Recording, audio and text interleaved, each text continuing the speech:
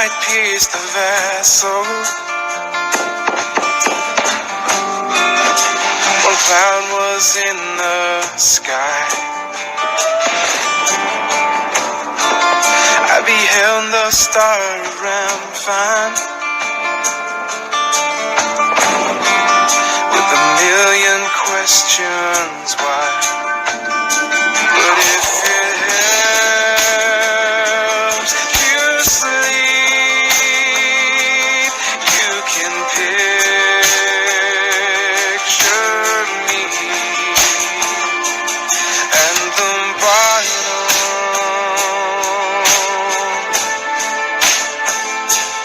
of the sea.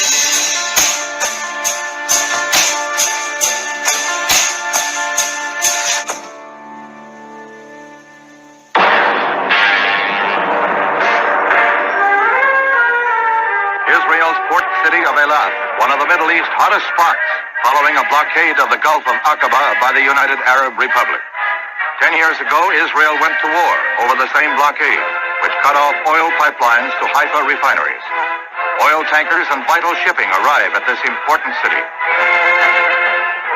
The provocative war of nerves causes Israel to call up army reservists, ordering them to active duty to augment the regular 70,000-man Israeli armed force. Premier Levi Eshkol says Israel has no intention of attacking its Arab neighbors, calling for a mutual reduction of Arab-Israeli forces massed along the border. But, taking no chances, tank units go through battle maneuvers in the Negev desert. On the 2nd of June, Prime Minister Wilson of Great Britain was welcomed to the White House. The visit had been arranged some weeks earlier to discuss the urgent problems common to both governments. However, a crisis, one that developed with dramatic and startling suddenness, would be given priority. The recent impasse in the historically explosive Middle East situation. We come here today in another time of trouble when peace and justice are again in the balance. And it is on occasions like this that the counsel of an old and trusted friend is most welcome. Israel, facing yet another climactic point in her 19-year struggle for survival, saw not only the threat of maritime blockade, but to some dire prophets, the threat of extinction.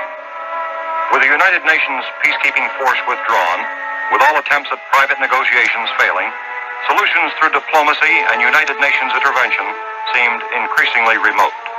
The time for talk was over.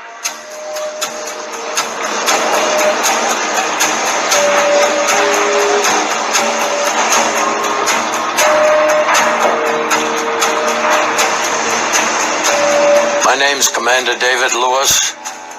1967, I was the research officer of the research ship Liberty, HETR-5, and I was also the OIC of USN 855 that had its own direct link to National Security Agency and Naval Security Group Command.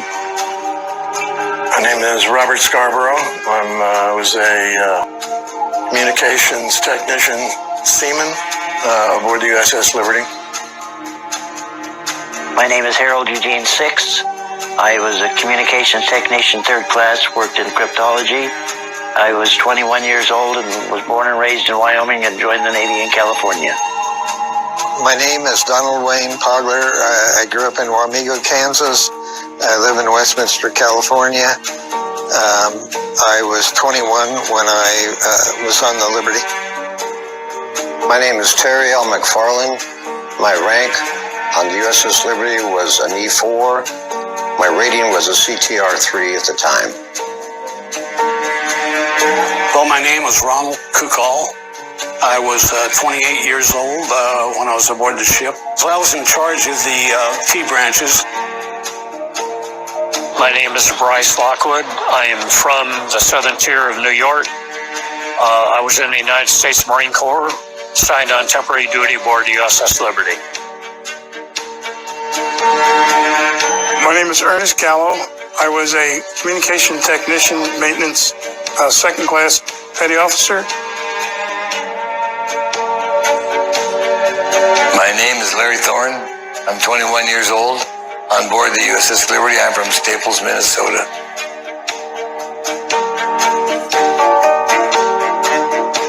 My name is Philip F. Turney.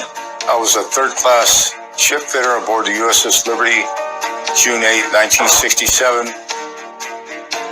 My name is Larry Lloyd Bowen. My rank is CTR2, that's Communications Technician Radioman, second class. My name is Mo Schaefer. I was 20 years old when I was on the USS Liberty, and I'm from Buchanan, West Virginia. William LeMay, electrician's mate, second class. I boarded this ship in 1966 until the attack in 1967. My name is Jack Beatty. I'm from Fraser, Michigan. I was 18 years old when I showed up for the Liberty, USS Liberty.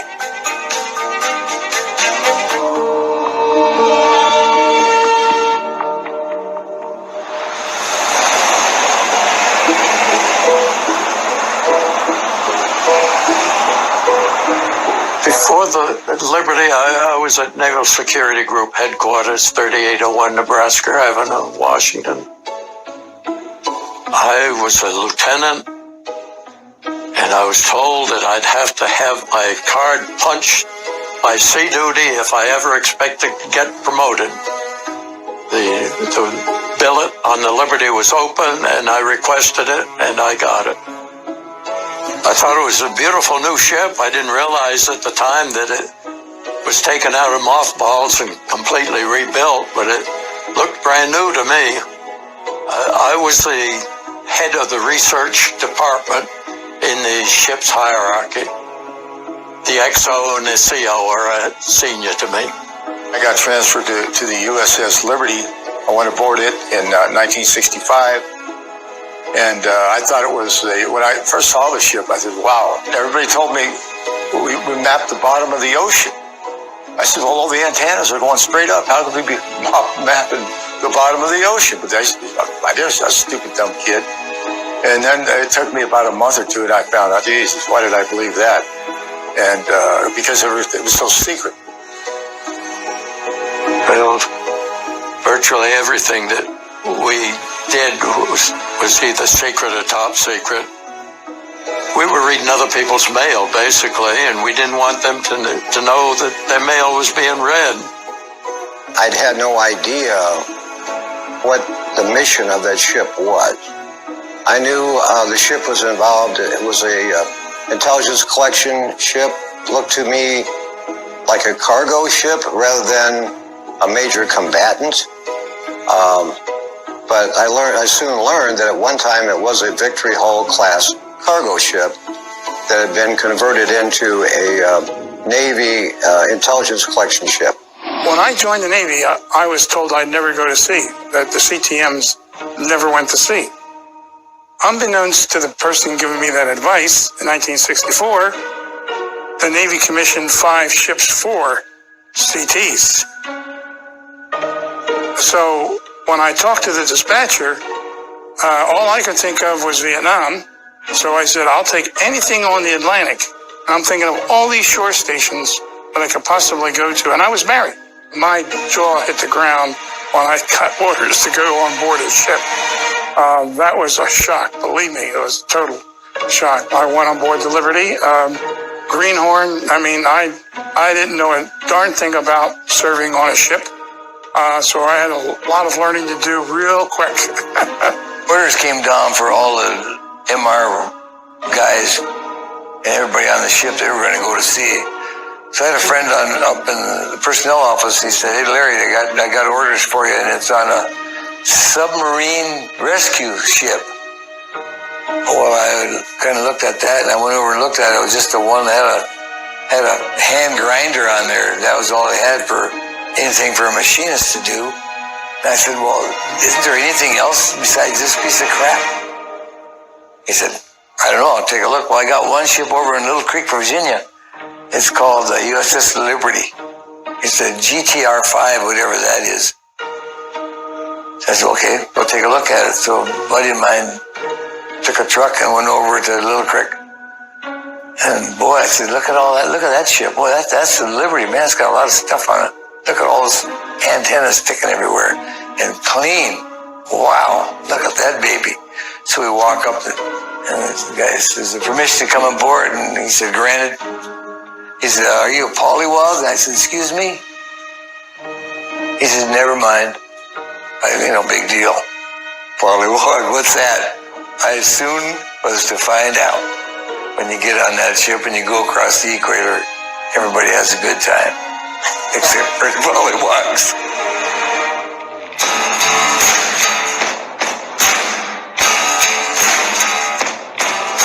If you were a pollywog, you had it. You were done. The shellback was going to kick your butt. You had changed completely. They were dressed like pirates and beat us up like pirates. And they kept notes of what they didn't like about you for the last 2 months, so they could get you in front of somebody to kick your butt against for all these things they didn't like about you. And when you crossed the equator, they were beating your ass. Then you were given a little certificate. Well, thank you. It's like getting beat up for a piece of paper. I pulled a 45 at our initiation. They were determined they were going to kill this one chief champion. Yeah, they put him in the slop chute and lifted both ends up, so he was under 50 gallons of swine, slop, garbage. And they were going to let him drown. They hated him so, and this was their opportunity to get back. I ruined their plans. They shaved your head. They put you in rot gut crap. They kicked your butt. And you stood up and you got your ass beat right back down to the deck.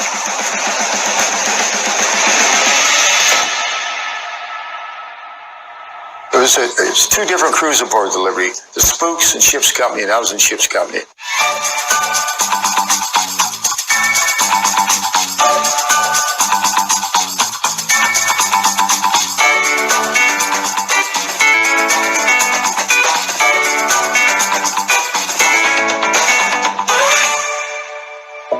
When I came on board the Liberty, I just thought it was another Navy ship until they started talking about the spy part of it and all that.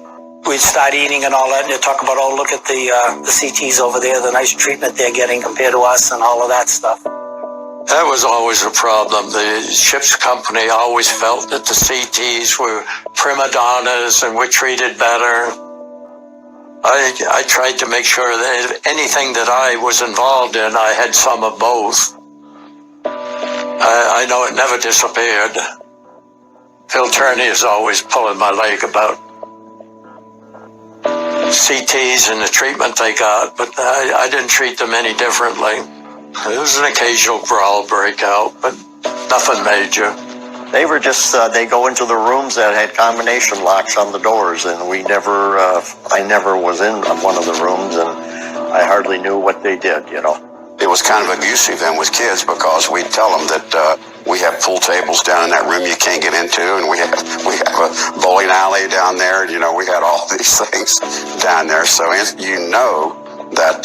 going to cause a little dissension. I think we were very jealous of what we thought their life was like compared to the life we had. And we thought they were snotty because they wouldn't talk to us during lunch and be, usually on a ship like the Vulcan, I spoke to everybody on the ship, no matter what department they were in. These people didn't socialize with us. Many old seafaring traditions still survive in the modern Navy. And that's nowhere more true than in the wardroom. Who eats at which sitting? We square. The CTs, we weren't allowed to talk to each other. We didn't talk to them, they didn't talk to us. That's just the way it was. I wish it would have been different. It was a strange deal. 2 different crews on one ship. Our job was to take care of them. That's our only job, was to make sure the CTs could spy. And we were the most sophisticated spy ship in the world at that time. The ship's company people knew that anytime the ship moved, it was because of the communications technicians. Because what we did was why the ship was being positioned any place that we went. And I think that's why there was a certain amount of animosity between the communications technicians and ship's company. It shouldn't have been that way, but it was. NSA, to me, is the one that really funded our ship, and they did the things. I mean, I wore a Navy uniform, but we were actually working for NSA there to be intercept operators for them. Another interesting point, too, is the captain did not have a need to know on our ship. He didn't have a clearance to come in past their front little room and know what Dave Lewis knew. I'm positive there was no one that had higher clearance than I had. Some of them may have had different clearances. I went down to my quarters, and pretty soon there's a knock on the door, and Captain McGonigal wanted in. He hadn't gotten his clearance, and I told him he couldn't get in. He said, well, he'll bring some Marines then. We got him his clearance pretty fast.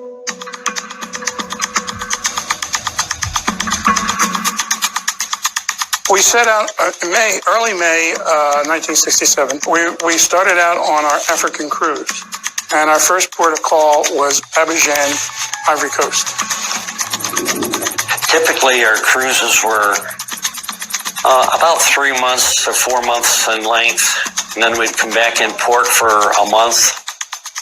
Our normal complement of intelligence personnel or communications technicians was somewhere in the neighborhood of 185 to 200, and then the rest of the ship's company was roughly 100 personnel.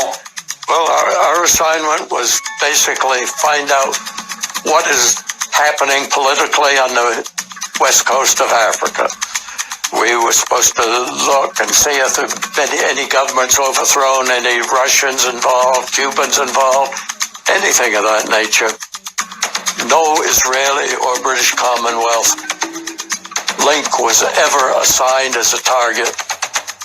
And if on the search position you identified something as Israeli or British Commonwealth, you were to drop it immediately.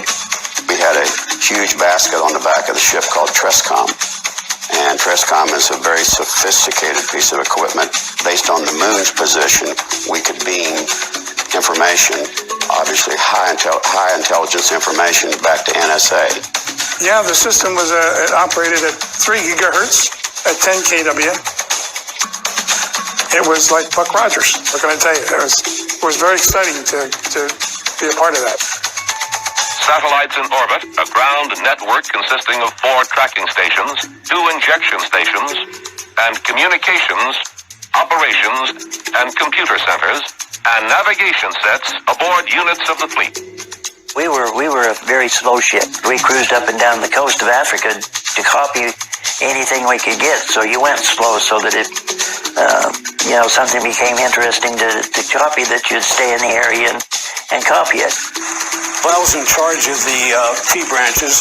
The T branches actually stands for teletype back there. We handled a lot of the teletype communications, not the Morse code stuff, but the teletype. You're intercepting everything you're instructed. In other words, you have a specific agenda. When you go to work, you're told exactly what channel to go to, what you're going to do.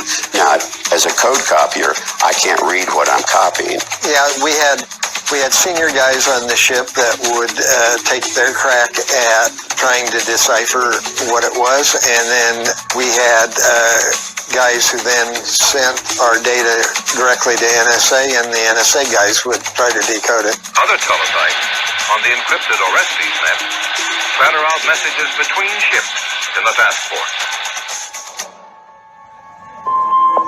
We were in port in Africa. All of a sudden, all hell was breaking loose aboard the ship. Our orders were to the Eastern Med, post haste. There was a gal by the name of Jean Dixon who made a prediction that we had all heard, that there was a ship that was going to get in a lot of trouble in the Mediterranean. And everybody was skeptical about it. Everybody was nervous. And when we got emergency orders out of Abidjan, everybody said, this is it. They got everybody back aboard. In fact, there was one they were going to leave, but he got there just in time. He caught the ship. We were underway, full speed, top speed, fast as we could go, into Rota, Spain. We didn't know what was going on. We had no clue what was going on. He didn't tell us. We had left Abidjan quite quickly, which was unusual for the ship to take off as fast as we did. We did not cruise the Mediterranean at all, so it was highly unusual.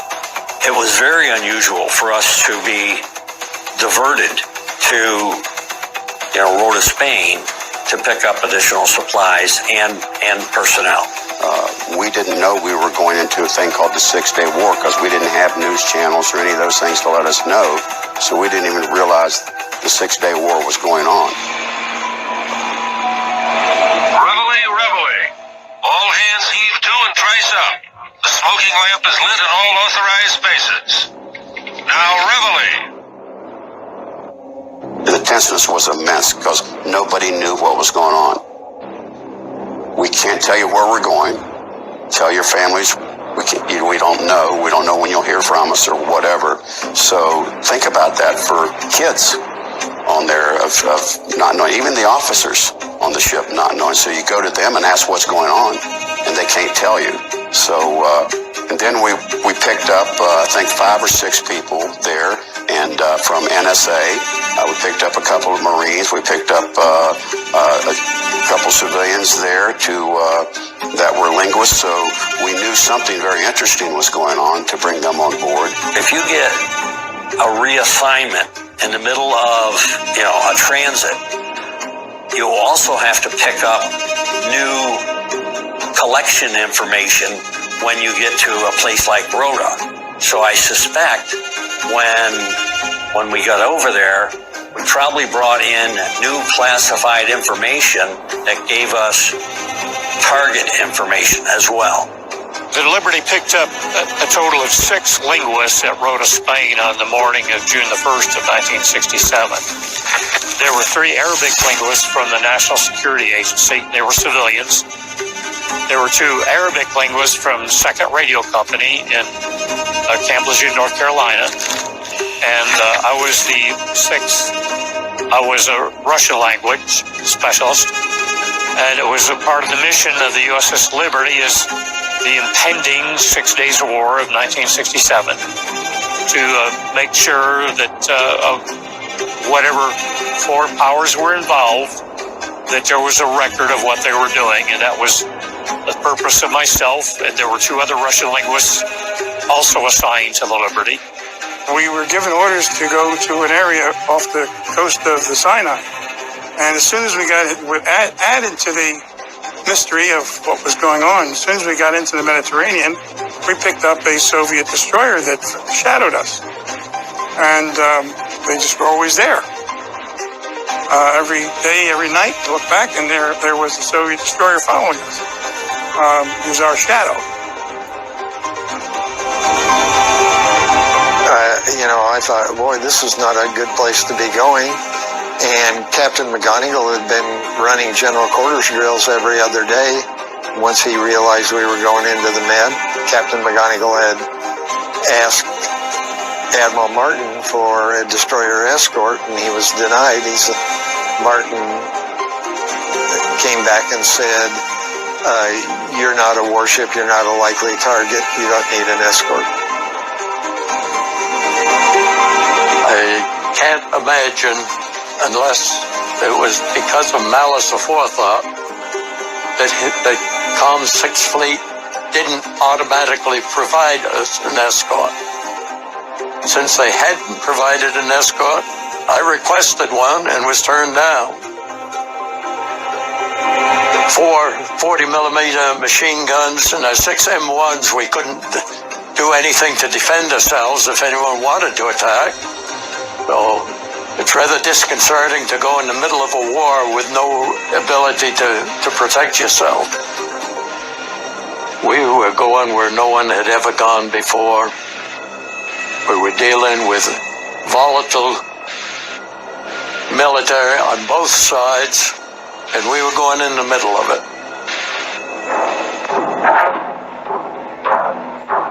War in the Middle East. Israeli forces drive spearheads across the Sinai Peninsula, west to the Suez Canal, south to the entrance of the Gulf of Aqaba, breaking the blockade, Israel's new defense minister, General Moshe Dayan, hero of the 1956 Sinai campaign, was instrumental in mapping his nation's battle plan. The sudden swiftness of the Israeli army crushed UAR forces with a combined air and ground 1-2 punch. Egypt's charges that U.S. and British air units aided Israel are vigorously denied. Flash message at this point. I suggest we read as follows. Dismayed by preliminary reports of heavy fighting between Israeli and Egyptian forces. As you know, we've been making the maximum effort to prevent the situation. We're expecting a very high-level Egyptian delegation on Wednesday, and we had assurances from the Israelis that they would not initiate hostilities pending further diplomatic efforts. We've been talking about in these terms that it's probably better for us to get some sort of a message of this sort before the question of who really was responsible is completely clarified. To let them know that we were not a party to any of this business at this stage. But I wanted to get your own reaction. Yes, I would. All right. Yeah. All right. So what does it appear to you? Does it appear to you reasonably sure that these tanks kicked it? Well, the fact that the fighting has been occurring initially over Egypt is a little hard to sort out. Do they say to us that the Egyptians kicked it off? Well, they're both publicly. We have no message yet from the Israeli government except that they've asked for a meeting of the Security Council. We've had no direct message from Eshkol or Iban or anybody. Both publicly are claiming that the other started it.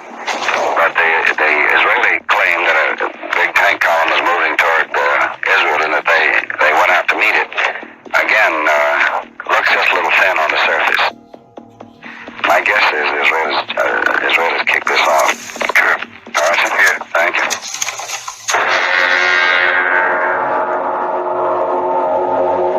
The tension in the Middle East over the Gulf of Aqaba blockade develops into full-scale war, with reports of heavy fighting between Israeli and Egyptian forces along the Gaza Strip and the Sinai border.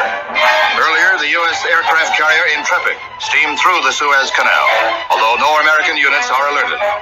Our State Department says we are neutral in word, thought, and deed.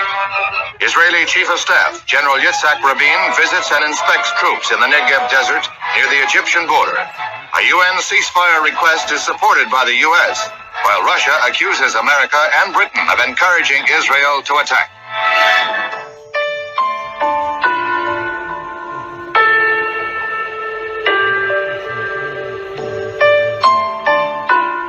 June 8th, 1967 started out like pretty much any other normal day.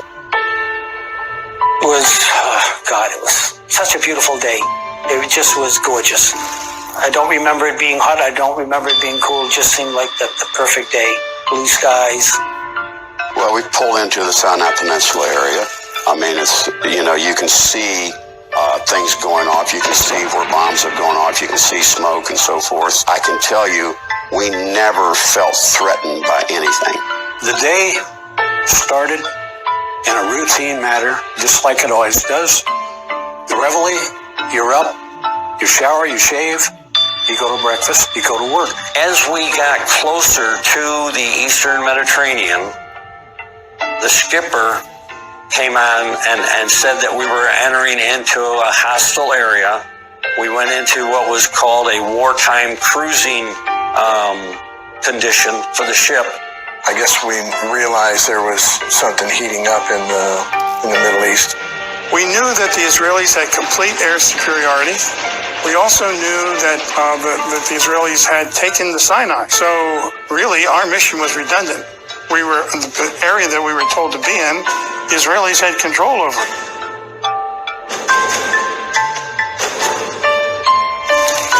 We made our usual rounds, about 4.5, 5 knots, going up and down the coast, picking up signals out of the sky. I mean, it was very legal. We weren't breaking any laws. We were in international waters at all times. 12.5 miles off the coast. Jimmy Cavanaugh, my buddy, and I were told that day to get up in the basket and clean it. huge basket on the back of the ship called Trescom. And so we're up there right after breakfast, and it's a spectacular, beautiful day. We get in the basket, they lift it up some so we can be there and really working around with our brushes or whatever, getting the salt off and keeping it clean. And all of a sudden, a boxcar flies very low around the plane, and enough where you could see cameras hanging out the doors. It was rather brazen. The Star of David was well marked on the wings as they surveilled us. We could see the cameraman in the bomb bay doors of one of the planes with his camera out photographing us. We started seeing more Israeli aircraft circle the ship over and over again. A flying boxcar, which is a twin-engine plane, and it got fairly close. And then we had the smaller planes that would circle the ship. That's, we waved at them. And we were pulling for the Israelis because, again, we thought they were our best buddies. I went topside to take a look, and he was only about 200 feet above the water. And as he went over, you could see the pilot, and he waved back and rocked his wings, and all of it was very friendly. We thought there was no problem. We were glad they were there because they could identify us. We had a 5x8 flag up, brand new flag, because we wanted to make sure that everybody knew we were Americans, because we didn't know if the Arabs were going to come get us.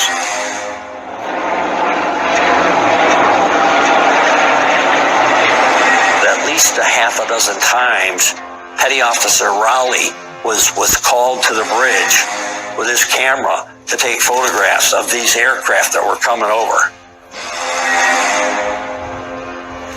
I could see explosions on the beach. So things were happening on the beach. We were close enough that you could see stuff was going on. We were all pumped for the Israelis to kick the crap out of the Arabs. That's what we wanted. Everybody wanted to have them win. My position was a very active position that day. In fact, when I went to Chow that day, I went to Chow with my buddy Bob Eisenberg, who was a linguist, and he spoke 4 languages. Bob was a Jewish man, so he spoke Hebrew. He and I went to lunch at about 11:30. And my mission that day was copying an important target, military target. And Bob was telling me at lunch that what I was doing was extremely important. He says, I don't know who it is, but somebody's going to get it. It was being referenced as the target, but not identifying the target in the message traffic. I worked for a few hours, so probably till about 11:30, 12 o'clock, something like that. Got a little chow. Then we had a general quarters drill. And I was told it was for chemical warfare. You do different procedures depending on what the attack is. It's 100 degrees out there or more on the hot deck, and pretend like I'm washing down the ship to get the chemicals off of it. The GQ probably took 45 minutes to an hour, I'm guessing. And after it was over, I went up on the main deck and I wanted to see what was going on the beach now. And on the 04 level, we actually had a Carbonac searchlight. So I was going up there, and while I was up there, I wanted to check the beach out because I was nice and high and could see pretty good. And there was a binocular up there that I could look. And as I was getting up on the 04 level, a jet fighter was flying along the right side of us. It was black. And all of a sudden, whoosh, and I see this jet going right over. There was no markings on that one. I remember that. And he was flying 50 to 100 feet above the ship. I could see the pilot quite good. The sound-powered phones weren't working, so I went down the starboard ladder. Just as soon as I got in the hatch, the thing blew up. And there was an officer, Lieutenant Todd. His duty was to report any plane that flew by. I turned around to talk to him. I said, "Did you see that fighter?" And he goes, "No, where is it?" And as I turned to point to the fighter that I had seen, another one came from the bow to the stern and strafed us. And this chief, or he's a first class then, he grabbed me by the back of the shirt, man. He says, "Get in here, we're under attack."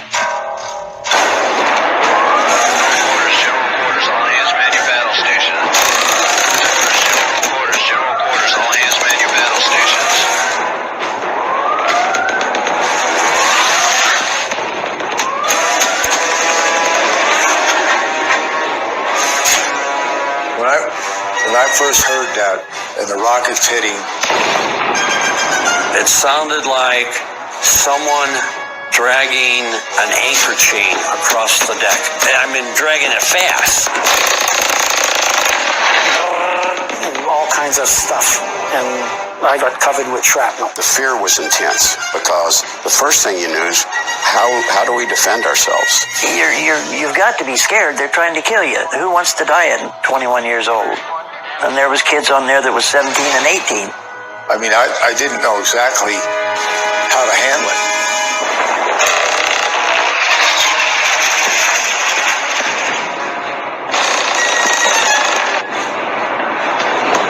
You know, I'm thinking, who's shooting at us? Why are they shooting at us, or who? I was stunned like everybody else was.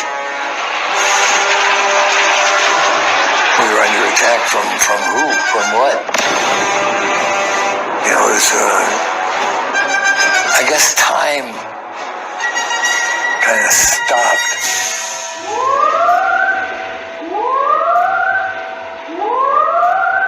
Captain McGonigal got on the 1MC, which is our internal communications, and said that we were under attack by unknown jet aircraft.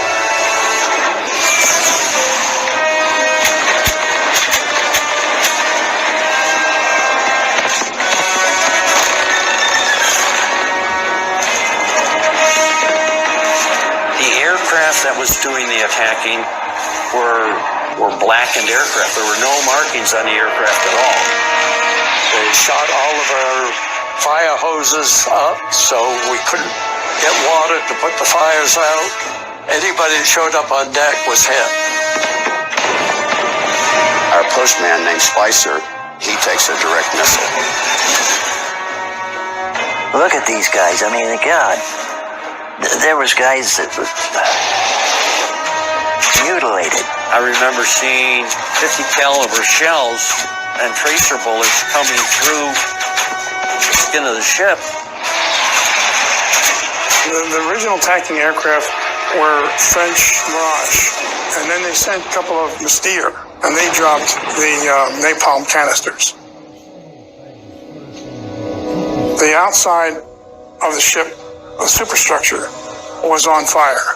It was so hot. It was peeling the skin of the ship off. I knew exactly what it was because I couldn't put it out. It had to be napalm. And there were, you know, it burned a lot of people. You could smell human flesh burning. Constant fire, yeah. Trying to put fire out, napalm fire. It was chaos.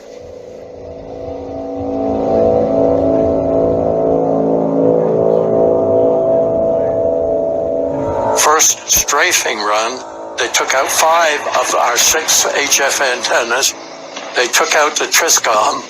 They took out every means of communication we had, except that one dead antenna that Terry Halbardia used. Getting any antenna up that could get a signal out was absolutely critical for us to get any kind of support. Terry decided he was going to run a piece of coax wire right to the base of the antenna. His name was Terry Halbardia. He was an electronics technician, and so he had subjected himself to being shot at to go connect that antenna. And that was the antenna that we eventually communicated with the 6th Fleet to tell them that we were under attack. At that point, the only thing that I had heard is that help is on the way. And what does that mean? I didn't know. how would we know there's a fleet that's 20 miles away or 400 miles away? And what's that mean? So, but we certainly expected help. I definitely was wondering where on earth the United States Navy was with their ship being attacked ruthlessly like it was. They were beating on us for, I guess, an hour before we got the signal out. Most of anybody that was up topside was, they were out there recovering wounded and carrying them down to the mess decks and just trying to, fight fires because we had, wounded and fires all over. I was ordered to go on the main deck, see what I could do to help anybody out. I remember getting up there, just somebody opened the hatch to the bridge and said, had a guy on the stretcher and said, here, take this guy below. There were guys laying on the deck everywhere.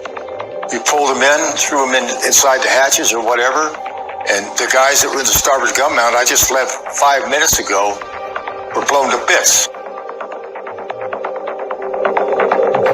I ran out of CO2 and I said, Captain, I'm going to go down and see if I can find some more CO2. And I looked at my buddy Brown, and he's one heck of a man, just a great, great man, a brave man. I walked by him and we didn't say a word to each other. We just looked at each other's eyes.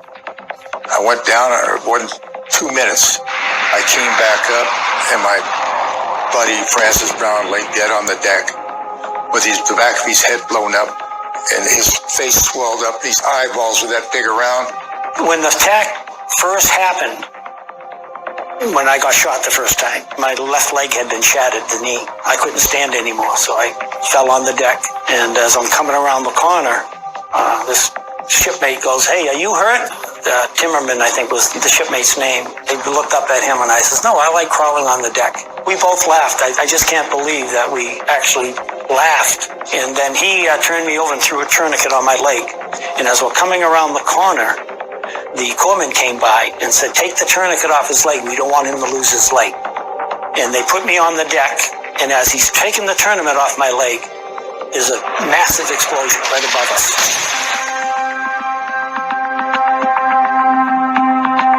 The rocket came through the overhead. A piece of it put a hole in his arm that you could actually look right through. That's when I got scared and figured we're not going to get out of this alive. What was going through my head were thoughts of how this was going to end. I did think about that. I prayed.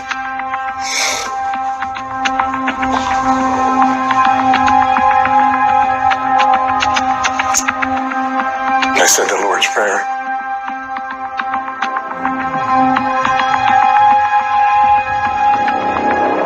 I went down to my duty station on the general quarters and would take my position in front of my R390 receiver that we had there to intercept the code that my job was to do, and waited for instructions.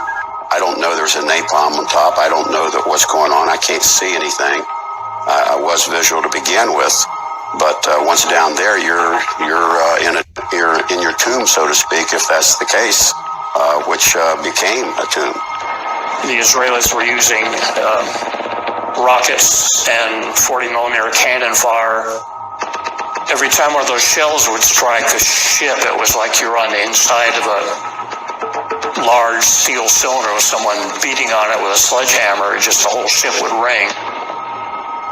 You could hear it on the earphones, all the people talking from these repair parties, and they got a fire, they got casualties, they need help, da-da-da-da-da. And I could hear it, the shells hitting the side of the ship. Cannon and rockets, whatever they were using, you could hear that. That was loud. The last things we heard were the bullets piercing, coming down into the lower spaces, and then it all stops. This is where it's getting the hard part for me. Getting close to where the torpedo comes in. The plane softened us up, and they used all the stuff they had. They were unmarked. Like I said, we didn't know exactly who was attacking us. But these torpedo boats, that's when we knew it was the Israelis, when the torpedo boats got there. We saw the Star of David on the torpedo boats, and we thought, wow, this is cool. They're coming to help us. Captain McGonigal then reported to the crew, stand by for a torpedo attack. I looked at Jimmy and I says, how the F do we prepare for a torpedo attack? All I could think of was how many of my troops are going to suffer the prime casualty. That was the scariest part of it all. When I heard the announcement on the 1MC of the torpedo attack, I had to get into prayer if I wanted my life to be saved. Prepare for a torpedo attack is something different for brace for a torpedo attack.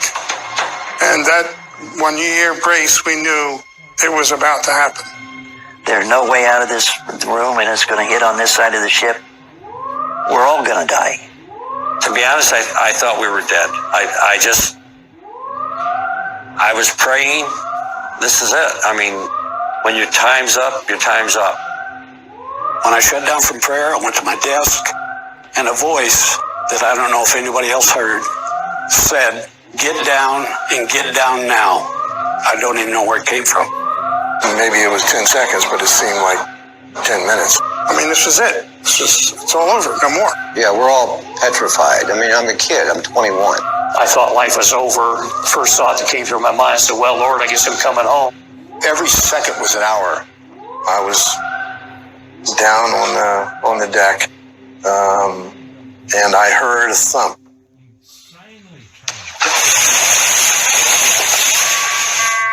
Man, battle station's torpedo. Man, battle station's torpedo.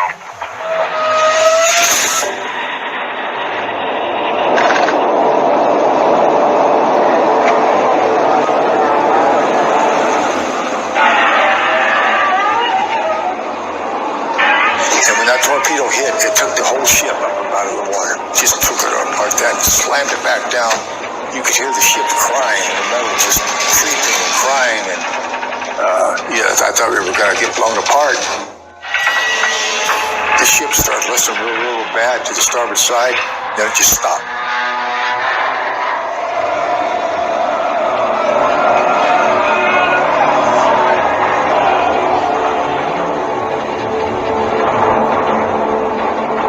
And it was like the hand of God was holding us up. It was incredible. Nobody else came to help us except the good Lord. Out of 5 torpedoes, only one of them hit us. For all naval accounts, the Liberty should have sunk. That torpedo should have buckled all the support braces and everything, and we should have gone down. That the hand of God was there. It took a miracle to hit that I-beam precisely, or we would have gone down. Well, if I was at my desk, it hit about 10 feet behind me, 5 feet to the left. But I wasn't at my desk. I was putting a tourniquet, they tell me, on Lentini. I don't have any recollection of that. That was in the corridor outside the communication spaces and outside my office. The torpedo came right through the communication spaces. It took every communicator out. The only thing that saved me was a temporary bulkhead or wall. Blew apart when the torpedo detonated and wrapped itself around me. Protected me from the full blast. I never should have survived. I was less than 10 feet when the torpedo detonated. I was looking at the torpedo when it blew. The only thing I can figure is the casing ruptured and I got blast effect when anything that was metal from that torpedo just ripped to shreds, anything that it touched. It flipped me up in the air like a rag doll. I hit the overhead, fell down on my back and whacked my head. And the whole passageway where I was at was smoke and like debris and dust. That was and the ship immediately started rolling to the starboard side. It's just a massive explosion beyond any decibel level. Then I see a flash, but then instantly I'm underwater.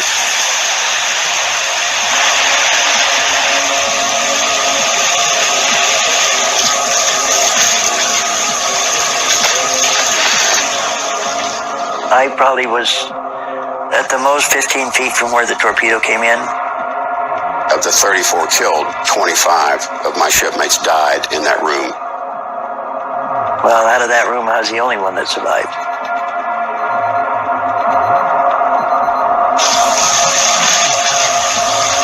There was one light up in the far right-hand side of the room, and that's all I remember seeing.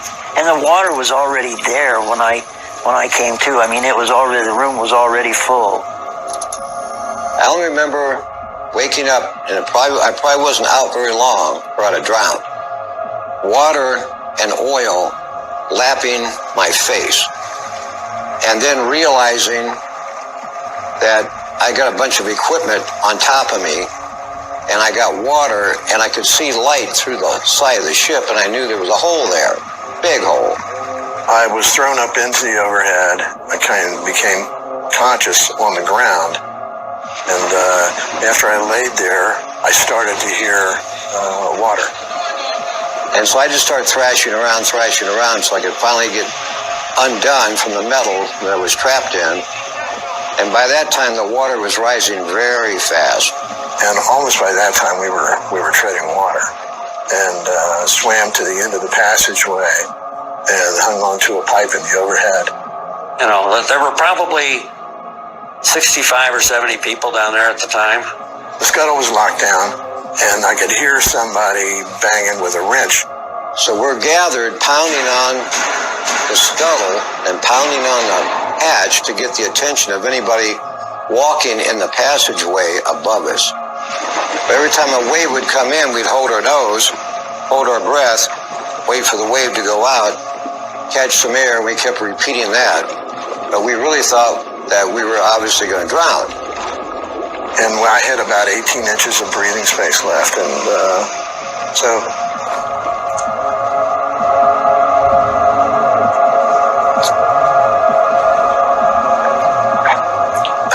just hanging on to that pipe and waiting for something to happen. I kept going down, and finally I just let it go. Oh, I knew I was going to drown. I gave up. I knew I wasn't going to make it out of that room.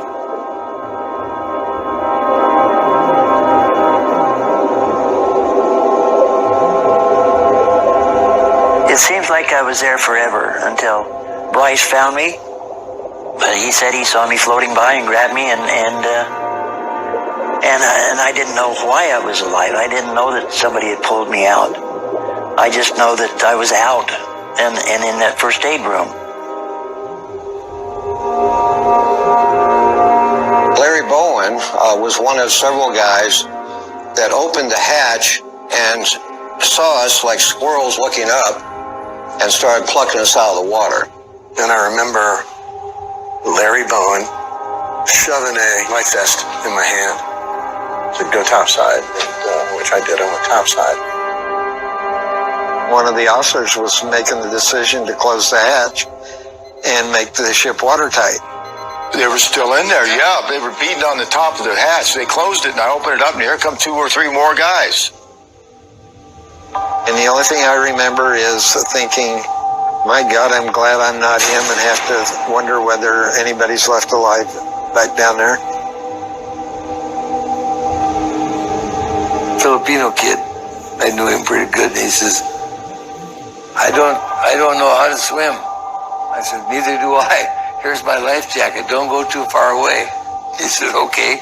Then we got up the top to the deck.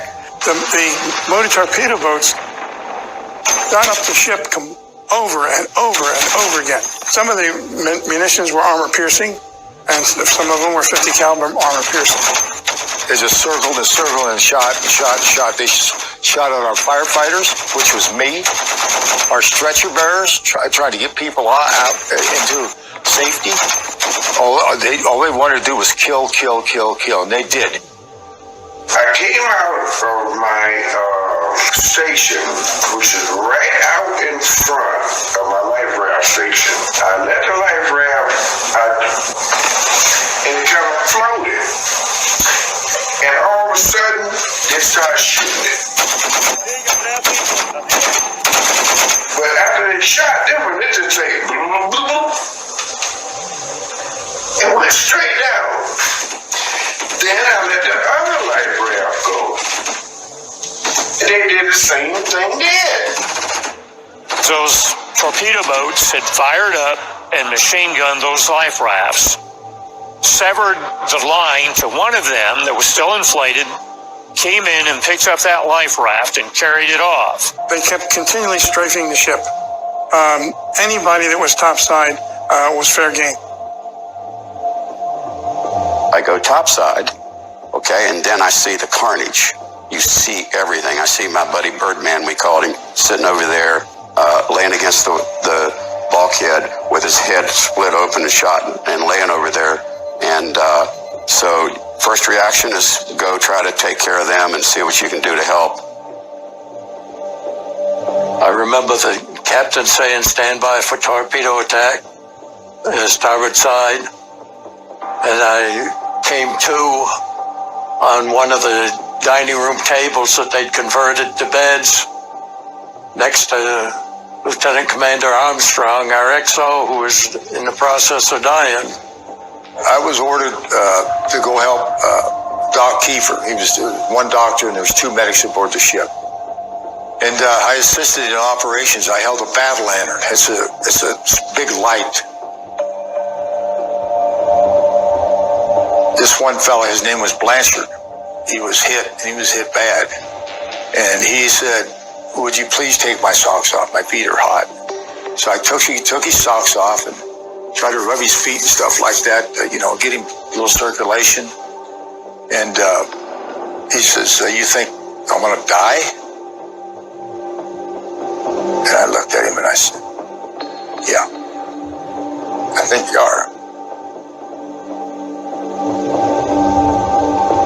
Wish I'd never said that. Doug cut him open and he died dead. Doug put some stitches in him and we went on to the next one. It went on all night. It was unbelievable. The mess decks was full of people. I mean, the limbs shot. The Quintero brother, the 2 brothers aboard the ship, and he had a crease right down the top of his head from a .50 caliber that hit him right there. You could see his gray matter, and he was still awake and everything. And he said, Turney, they shot his thumb off too. He said, would you go look for my thumb for me, please, so I could try to get it sewed back on. I mean, he wasn't worried about anything else, but he sure wanted his thumb. Yeah, I didn't go look after it, or I didn't even know where to start looking for it. People were on the mess decks, bringing guys in that were shot up, hit up pretty bad, bringing those guys in. Yeah, and I brought some guys back in there myself. We were just stunned.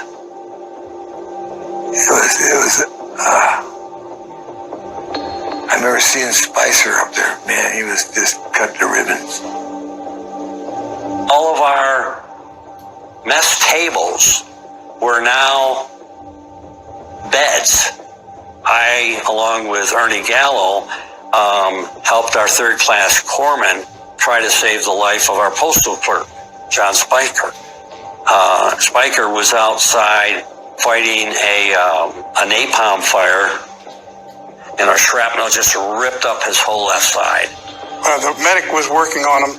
He had a life jacket wrapped around him, and the medic said, I need one of you to give him mouth-to-mouth resuscitation, and the other one, I want you to hold this life jacket tight around his chest. Ernie and I would take turns, and then the corpsman says, I have to do a tracheotomy on him. Putting a tube down his throw it into his lungs, and we had a foot pump, and we were doing that. It wasn't probably 5 or 10 minutes later, and John was gone. Spicer was gone. I got down and I whispered a prayer in his ear and said my farewell to him. I was exhausted from, you know, the stale air. I mean, everything had been closed off and locked up, and you know, it was acrid, smoky. It was really a mess. So I told whoever was in charge here that I needed to go outside to get some fresh air. And they said, Bowen, there's still action out there. You can't go outside. I said, I just need to get some air or I'm going to be another casualty. So I went outside, and right about that time, a first-class petty officer, Jeff Carpenter, came back from the fantail, and he sees me and he says, Bowen, go back to the fantail and be the phone talker. Our phone talker back there, Larry Weaver, had been really ripped up bad. So I went back to the fantail to be the phone talker. While I was back there, I saw an aircraft coming from the starboard side, and I saw the 3 torpedo boats. I remember seeing the white flag with a Star of David on some of the torpedo boats. They were coming back at us.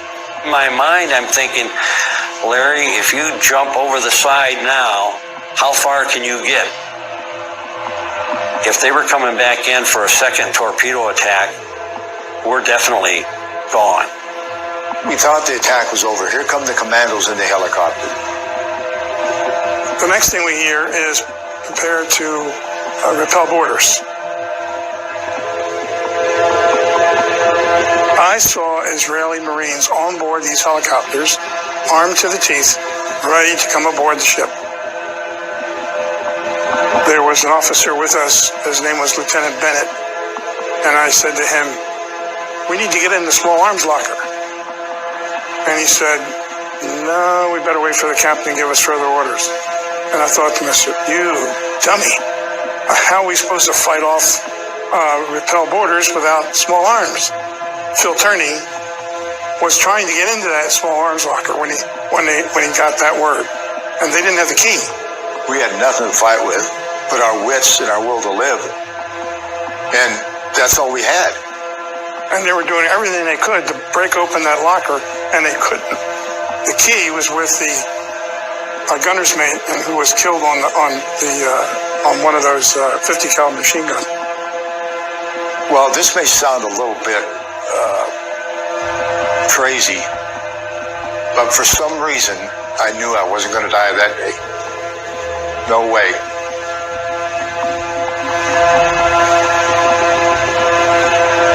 I looked at this one dude. He had an automatic weapon in his hand. He had his feet out, getting ready to board the ship. He was trying to get on the gun mount. He looked at me, I looked at him, and I went, and he did the same thing back at me, and he just smiled. He smiled and smiled. I thought it was real funny. And then all of a sudden, they just took off. They just took off.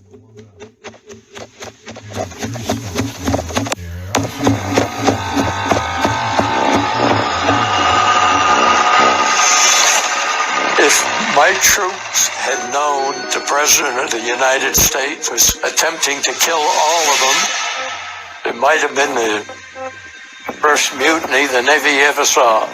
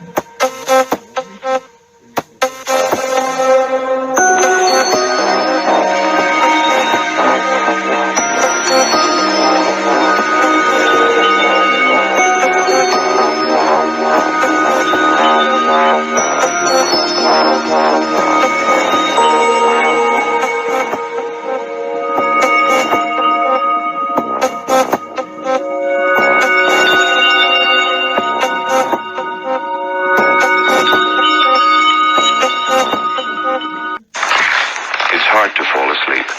The 24-hour bug. Delicious. I never myself accepted the Israeli purported explanation. Accidents don't occur through repeated attacks by surface vessels and by aircraft. It obviously was a decision taken pretty high up on the Israeli side because it involved combined forces. I have never accepted the Israeli explanation, and so far as I'm concerned, the affair of the USS Liberty remains a scar on the relations between Israel and the United States.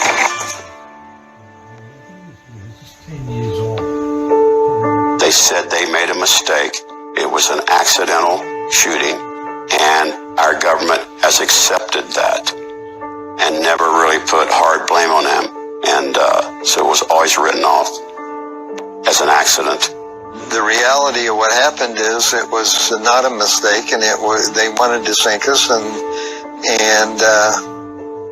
what does that mean to this country? How did they know how to hit all those antennas at one time that quick? It was because they had a plan for hours and hours, maybe days. It wasn't an accident. You don't send aircraft out and then torpedo boats out and then armed helicopters out. That's not an accident. That's a planned attack. The aircraft were sent to make us incommunicados. We couldn't send an SOS out. Torpedo boats were sent to sink us. And the helicopters were sent to pick off survivors so there'd be no choice. It was a perfectly executed military operation. The Israelis had run anywhere from 9 to 13 reconnaissance missions on us in the morning. And they were instructed clearly what to hit. Why would they take all those photographs? Number one, our flag was up. Okay, so that's on all their films because they're filming the whole ship. But if you're coming that many times, to me, you're going out there to get every piece of inch on that ship to go back into the war room in Tel Aviv and have Moshe Dayan say, okay, this, and this, and this. They got the first people they wanted to kill with the anti-personnel weapons when they started the first strafe. So then they shot the 3-inch cannons into the side of our ship, and that shrapnel blew everybody to pieces. So once you got in, you were probably less safe there because they were going to shoot that full of holes to get the shrapnel to kill you. In less than 2 seconds, they had taken out all our communication capability. I was there. I witnessed it. My shipmates witnessed it. There wasn't anything close to an accident or accidental because we had everything there to say we were an American ship. We wear little white hats, okay? We have flags. We have markings on the side of our ship. Every person in a war room knows how to identify every ship there is on the seas. Even we have on tape a pilot saying it's an American ship.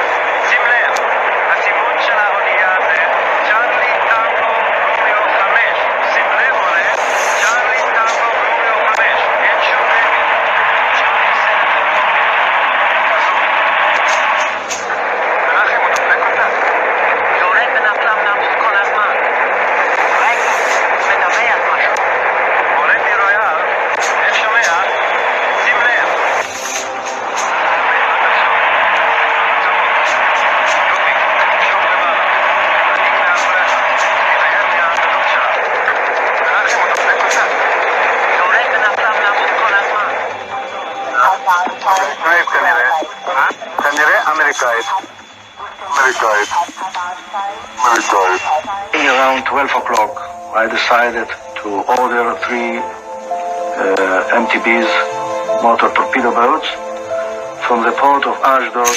Are you sure you can't see any flag? Are you sure you can't see any kind of an identification? And all the words came back, no. The time now is 14:12, and he says, I see CTR-5. And the minute we hear that, the Air Force stops all operations and says, all our aircraft, all our attack aircraft, please stop. I must say that at that point in time, in my mind, it was an American ship. I told him, I remember because I used the word, do not execute Teshavat, that was our code. there are some doubts about identification. And then what happened? That's the one he didn't get. That's the information, that's the order that did not reach the commanding officer on the bridge where you launched the torpedoes. We reported again that we are positive that this is an enemy ship, and the recognition of Al-Katir is definite, and then we got the permission. At about the range of 1,000 yards, or a little bit more than 1,000 yards, I ordered to prepare the torpedoes, and ordered that all commanders will take the action of firing torpedoes.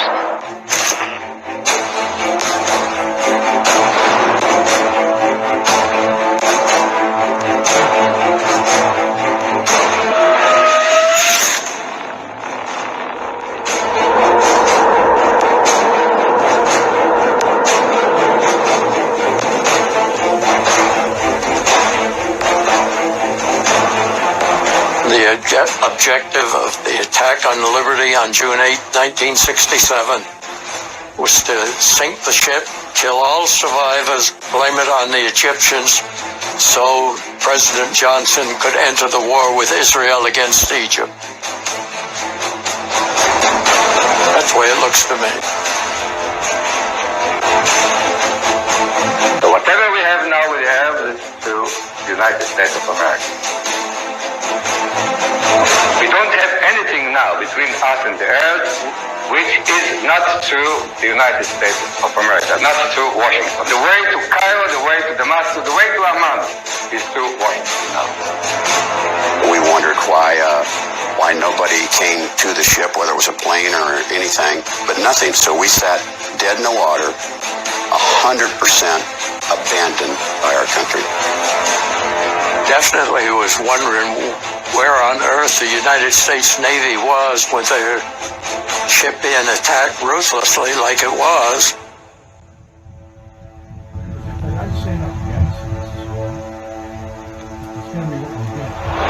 Hi, I'm Wilbert Dwayne Knudsen, better known as Bill. I was in VF-33 on the USS America as a fighter pilot, and I was with the ready cap when this incident occurred. We were on USS America, and we were in the Mediterranean. We knew that there was a conflict in the Middle East down there, and Israeli Arabs. We knew that they had a conflict going, and that's why they moved us over the carrier over to where we were much closer to where the action was. We wanted to make sure that the fleet was taken care of, and we have lots of ancillary ships, just like the Liberty, that are in that area, and they need protection. We're prepared to assist in case something went wrong.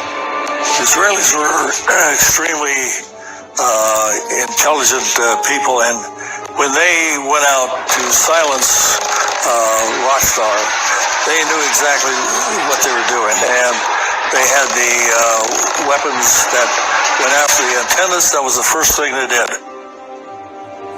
The Israelis knew what the frequencies are on those ships, so they could tune their missiles to those frequencies, so when they fired them, they would go in right for that antenna.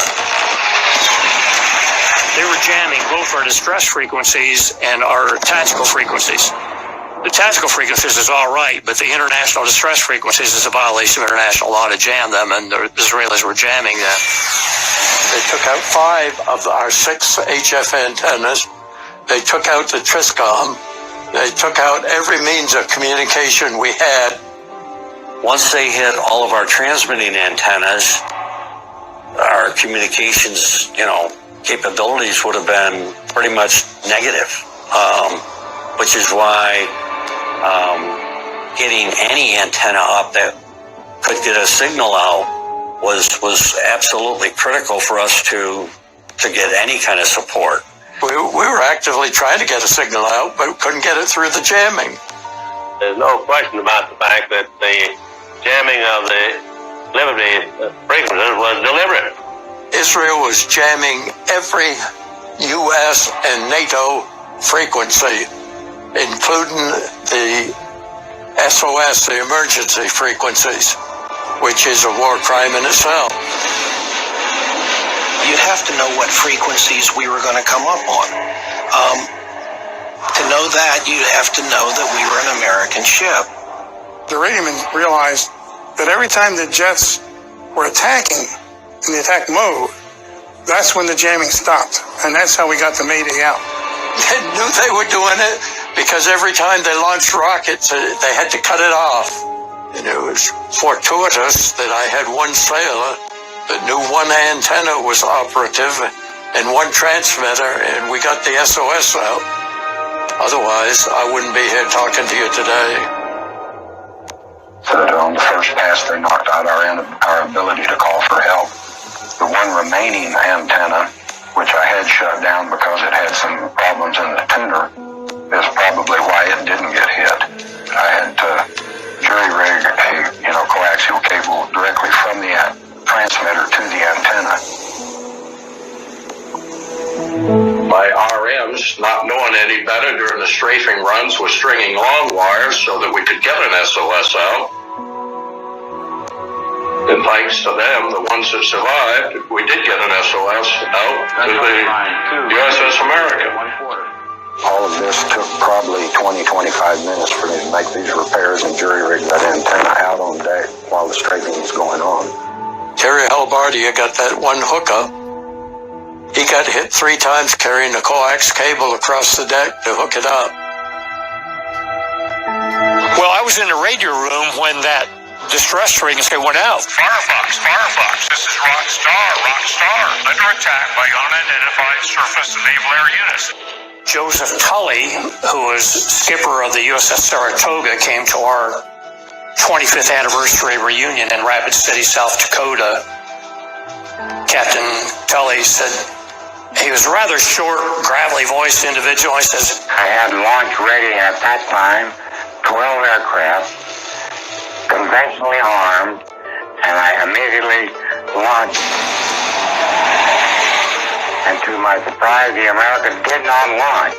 They told me they'd gotten the SOS out, and that the Saratoga responded and said they had launched aircraft. Tully didn't wait. He launched them as soon as he heard the SOS.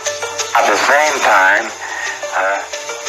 a message came from Rear Admiral Larry Geist, who was the Carrier Division commander, and who was not the officer in tactical command, but who was senior to me, who had somehow been given tactical command or assumed it, ordering the strike aircraft to return to Saratoga. At that point, the only thing that I had heard is that help is on the way. And what does that mean? I didn't know. How would we know there's a fleet that's 20 miles away or 400 miles away? And what's that mean? So, but we certainly expected help.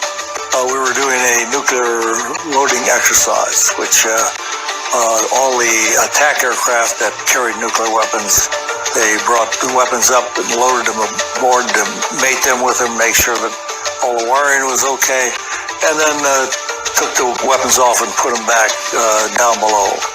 It was during that evolution when we heard that the Liberty was under attack. As soon as the Liberty was under attack, we launched our ready cap. I'm still working it down, little power catching. 99, I'm still working it down. 65, you're being set up for a capture.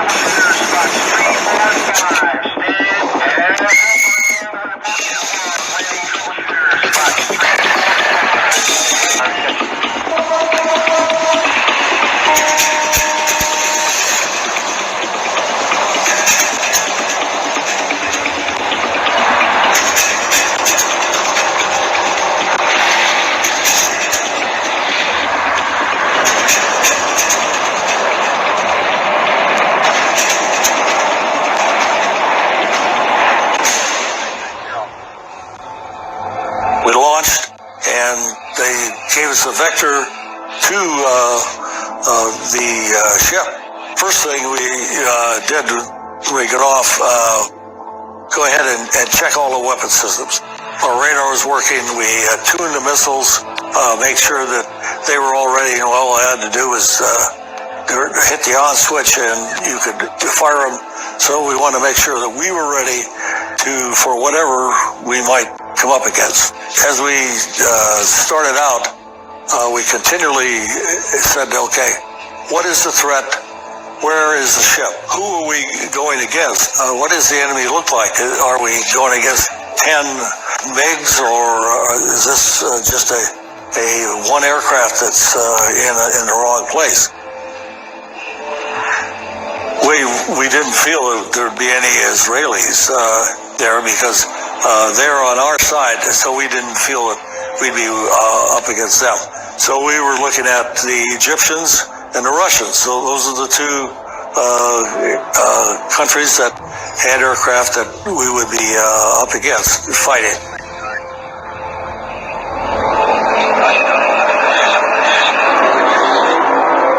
We continually said, okay, what is the threat? Where is the ship? How far is the ship? What is the status of the ship? What is the attack? Who's attacking it? What type of aircraft? And so on, which they did not know. This conversation went back and forth until we got the word from the 6th Fleet to stand down and return to base. Well, we kept saying, well, is the ship okay? What we're coming back now is over. Are they okay? Do we need to do anything else? We're up here, we're on the way. They said, no, return to base, return to base.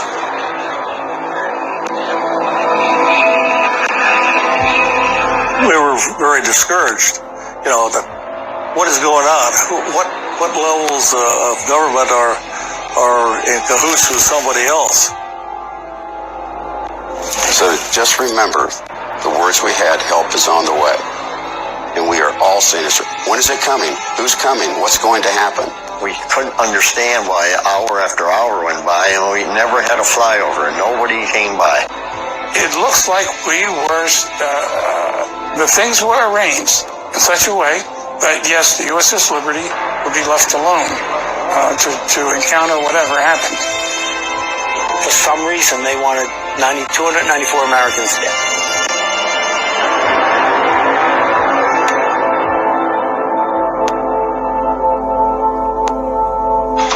I'm convinced more and more that it was not an accident, and the attackers intended to wipe us out completely. Advised as to the intention of launching plane to come to the Liberty's assistance, or at least determine what her status was.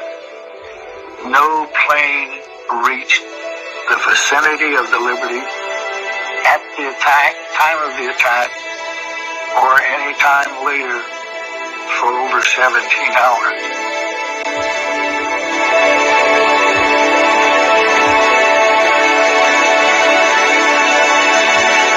A lot went on the ship between June the 9th. The morning of June the 9th, we didn't see any assistance whatsoever until the morning of June the 9th. From that morning I got up, through that day, through that night, we grabbed everybody we could and took them down to our mess hall. We used our mess hall as our hospital with all the tables there. So we kept taking the bodies from around the ship down to the mess hall. Every table had somebody on it. And also we had casualties on the deck. They had to put them on the floor because there was no more tables to put them on. This here was up close and personal. Blood and guts and arms and legs and heads. People, your shipmates blown to bits. I mean, it was just horrifying. The mess deck was just so... There was moaning and groaning, of course. And one of the guys had top of his head was gone, kind of sort of shot back.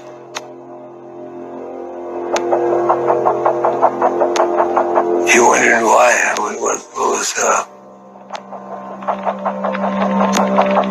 I just really hate to go back there in my mind again. 52 years, it seems like just yesterday.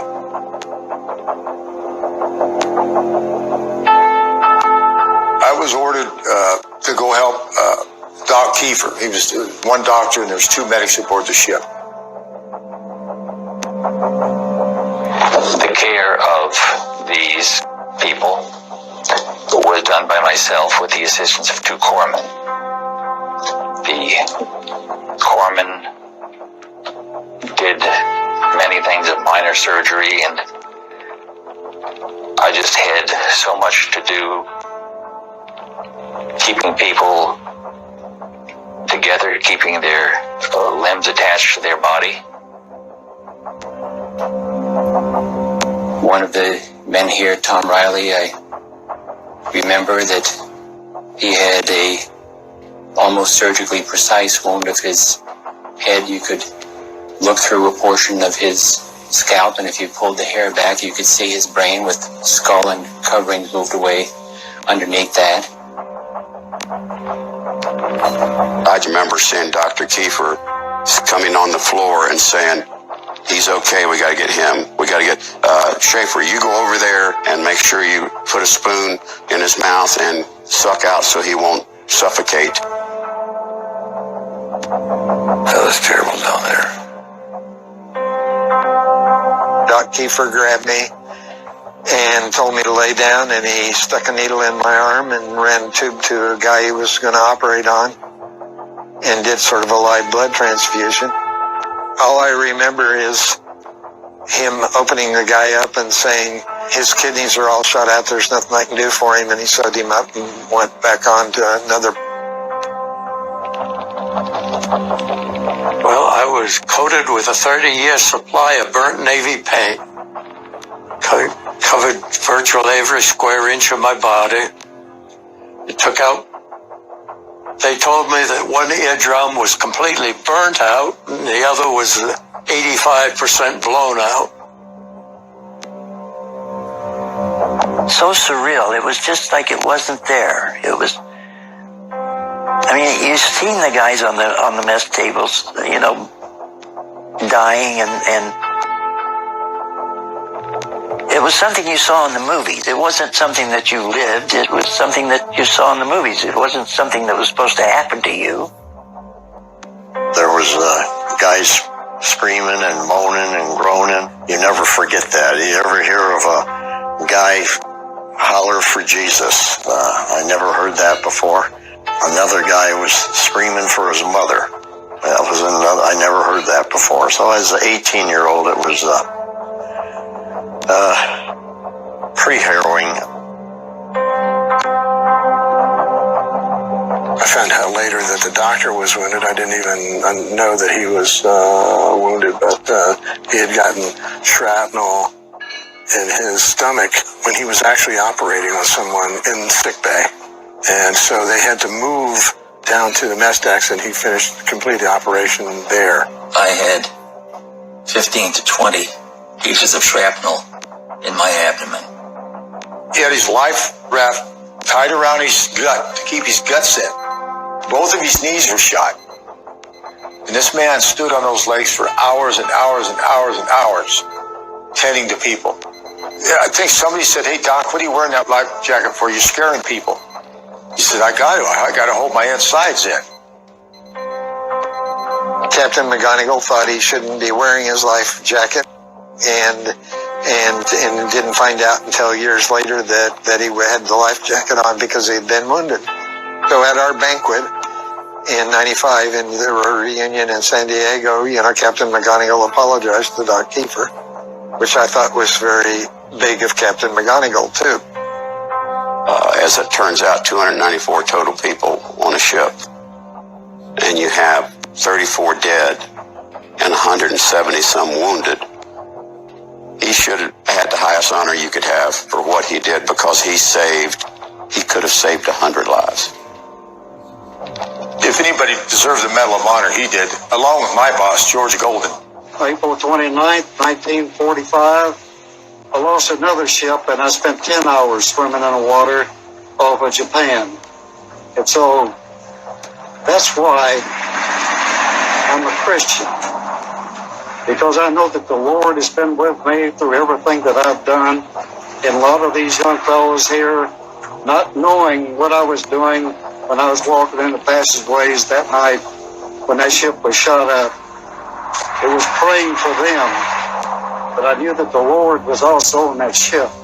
Both of them deserve the Medal of Honor. I know our captain got it, but, you know, that's just the way it worked. I know I cried a lot afterwards, and whenever, I think most of us did, when we had a chance to be by ourselves, just to relieve, that emotion that built up. Everybody took a role of probably the most unified group of people you could ever see in your life. 9 guys died topside during the air attack, and I do remember putting guys in body bags and we put them in the refrigerator so that they didn't decompose any more than necessary. There was just a lot of casualties, and then word was a lot of talk on the ship. You know, guys were killed here, guys were killed there.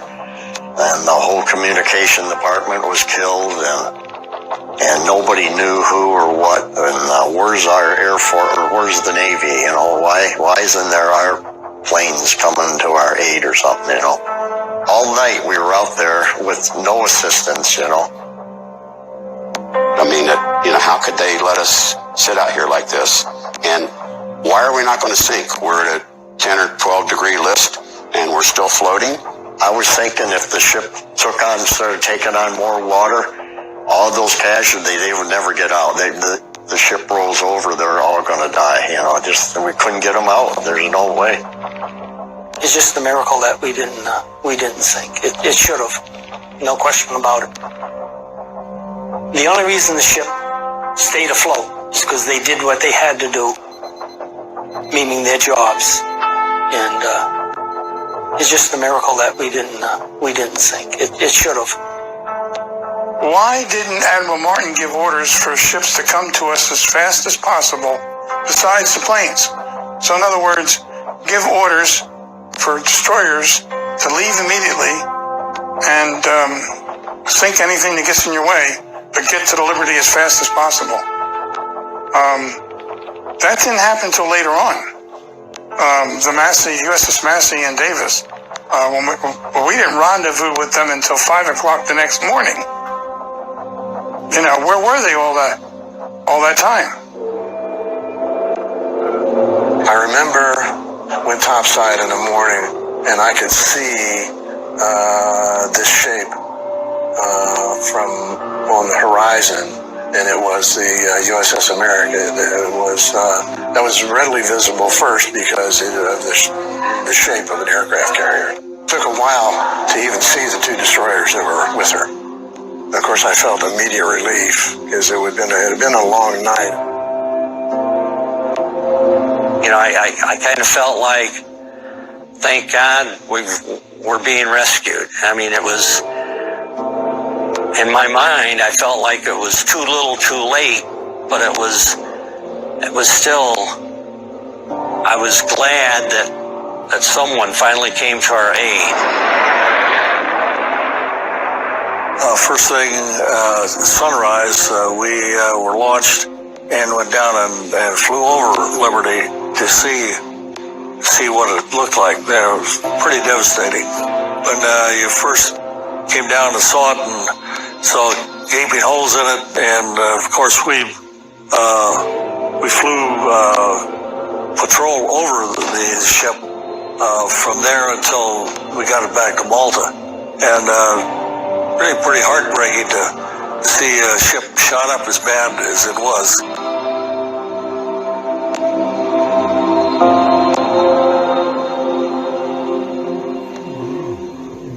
My name is Wayne Stiles. On June 8, 1967, I was assigned to a helicopter squadron aboard the USS America. I was 26 years old, and I was a lieutenant junior grade. That afternoon, we were apprised by our officer in charge that an American ship had been attacked, and they didn't know by whom, and that we were to get ready, and possibly we would be conducting a rescue mission on to that ship.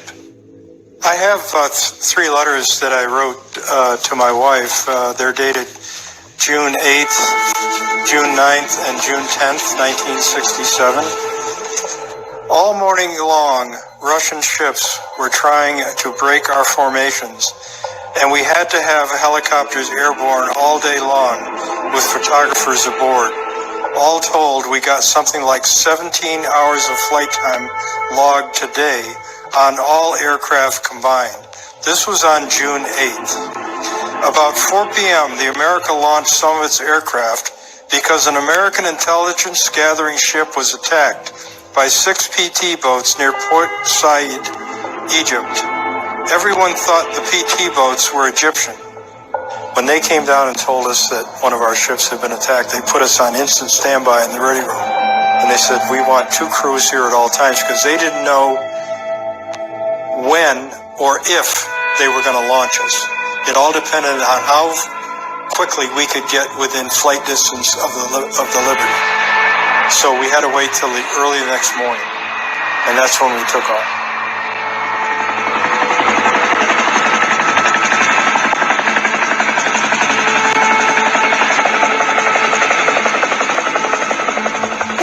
We flew towards the Liberty probably for an hour, and we saw her in the distance, and she was basically listing to one side. I think there was a little bit of smoke. The briefing was that we were going to go to the Liberty, and we were going to rescue any wounded sailors or bring back dead bodies. We weren't told how to do it. We weren't told how many people to pick up. We were just told to go there and execute a rescue mission, which we did. We were the very first helicopter to reach the Liberty. The devastation was complete. There was not an open spot on the whole ship where we could land, number one, or that there was only that one tiny spot on the bow that was unobstructed where they could bring people out and we could bring them up. I was just looking around a little bit at the ship. I saw blood sloshing back and forth. It was complete destruction. Damaged bulkheads and antennas down and booms down, and any kind of masts broken and toppled over. It was just almost like a Hulk, really. I had seen and heard of pilots being killed during my training, but as far as this wholesale destruction, I had never witnessed anything like it. On June 9th, today was quite a day for me. We, our detachment, flew the wounded from the U.S. Liberty to the America. We also flew the dead back here to be sent home, I guess. The ship is a real mess. The Israelis really chopped it up. When we were hovering, we started bringing up the wounded one at a time. As we hovered, I noticed that the engine power was maximum. So as we brought people up, the rotor speed got down to 92%. We were both concerned because we lose the tail rotor at 89%. And if your main rotors go below 89%, your tail rotor is no longer effective, meaning you will crash. But we had a rescuee halfway up on the hoist, and the pilot ordered that person to be returned down to the ship. When we were riding back to the America with our cargo of wounded people, he and I were talking, and he said he at some point doubted that we were going to get out of there. He thought we were going to crash. We carried 5 in our helo on 3 trips because some were on stretchers. Some were in pretty bad shape, believe me. It makes me mad because our crewmen who were on deck there talked to the survivors The survivors said that the Israelis had been harassing them for 2 days. They must have known all along the ship was American, although of course we'll never know. The name was painted in English, and the flag was flying. What more did they need for justification? Of course, you people back home know more about what's going on. It makes me sick. We're out here taking the risks, and they never tell you a darn thing. That really makes you feel great when you have to try and pick up a British radio station to find out what's going on your own ship. There was a complete lockdown on information about what actually took place and any of the details other than our own operational requirements. I knew that Robert Goralski was on board. We had seen him with his film crew around the ship. So whether he flew in anticipation of the Six-Day War or whether he came in after it started, I have no idea.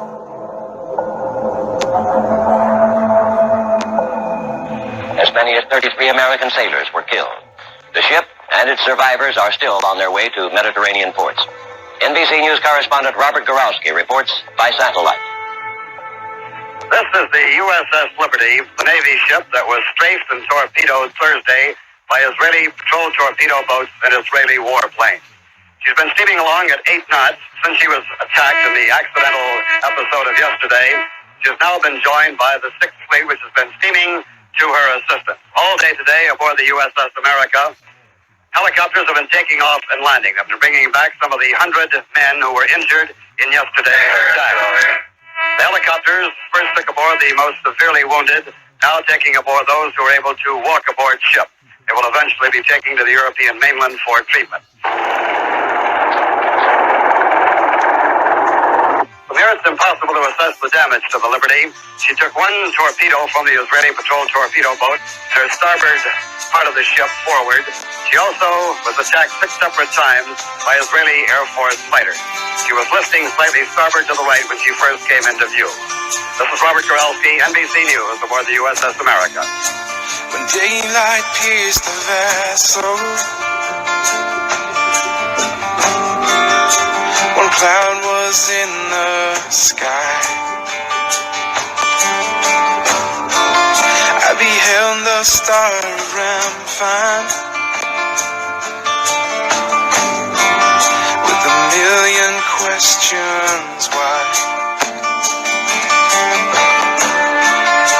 and every hole that tore my soul that day, I still carry them with me. By sheer determination and God's grace, I remain. But if it helps you sleep, you can picture me at the bottom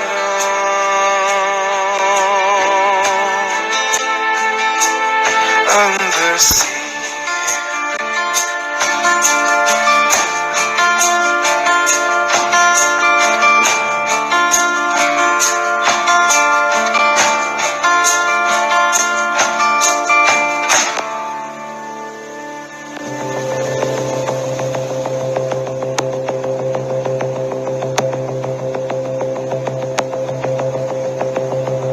My name is John Conroy. I was in the United States Navy, a first-class petty officer personnelman, stationed on board the USS Davis, DD 937, operating in the Mediterranean Sea on the 8th of June, 1967. We arrived on the scene just as the sun was breaking at dawn, and you could see the outline of the Liberty, which was listening. And we made the approach on the Liberty, and it was decided at that time that we would assemble a crew to go on one of our whaleboats to the assistance of the Liberty. During the night, we received by helicopter a combat photography team from Naples, which had been dispatched to record or photograph the events on the Liberty when we arrived. And initially my job by my XO was, says, you go with the combat photography team and you act as a scribe and take notes of everything that you see and where they go and what they take pictures of and so on and so forth. I said, okay, fine. So that's why I was one of the initial boarding party, was to go with that combat photography team. We got on the water in the whaleboat, steamed across the water. We got alongside the Liberty, practically near the hole where the torpedo head went into the ship. And each of us got off the whaleboat, climbed the ship on the Jacob's ladder, and got up onto the forecastle. My executive officer, Commander Cochran, he went immediately to the bridge to relieve the navigator up there. I stayed with the combat photography team while they had all their photography equipment brought up from the whaleboat and set up on the deck. And as I'm waiting for those guys to get their gear ready to go, they made an announcement that they didn't have any film. They had forgotten the film. I sent a note back on the High Line, and I said, Jim, pack up my 8mm camera and send it back over to me. So he packed up my 8mm camera and sent it back on the High Line to me while I was on the Liberty, and I was able to take 8mm movies on the Liberty.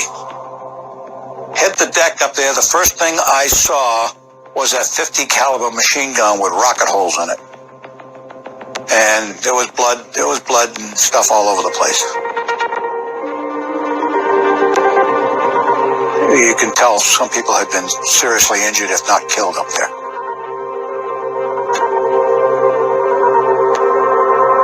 Collectively, the crew was functioning, but they were functioning in what I thought was a condition of being in shock. They just was beyond their comprehensions of what happened. But they were functioning. I think we all knew that we still had kind of a long haul ahead of us. In true Navy fashion, the skipper wanted us to make the ship, as ship-shape as we could before we got into port, which meant, those of us that were walking wounded had to go topside and try and clean the ship as best you could to get rid of the blood stains and the napalm. The first and foremost, was they wanted us to recover all of our shipmates' body parts. The one corpsman, I think he was a third class. I was one level above him. I was outside somewhere, and he had a couple of body bags there. And he was literally taking parts and moving them around from bag to bag, or filling this bag up with these parts. And I got out of it. I said I didn't want to watch that no more, but I couldn't imagine doing that job,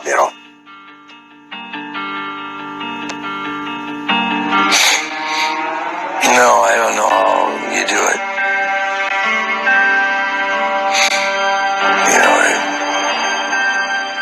I didn't do it very long. Just a few pieces and a few parts. It was enough for this guy. I couldn't handle it. A friend of mine from Minnesota, he took a rocket in his guts and he was supposed to be getting married when we got back in. Did his skull act. Nice guy. You can see pieces of them laying around. Pieces of their body.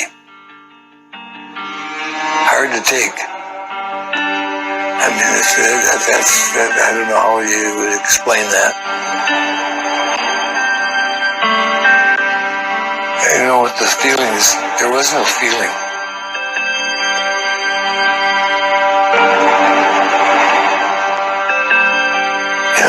When there's nothing left, you can't believe it's him. And there's other mixed together. Both him and Dave.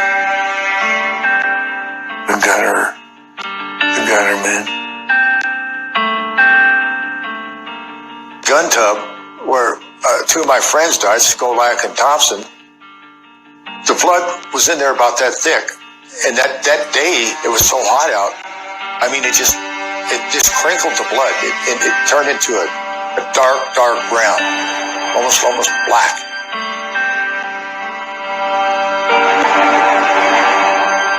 And I told the old man, I said, Skipper, I can't get that off.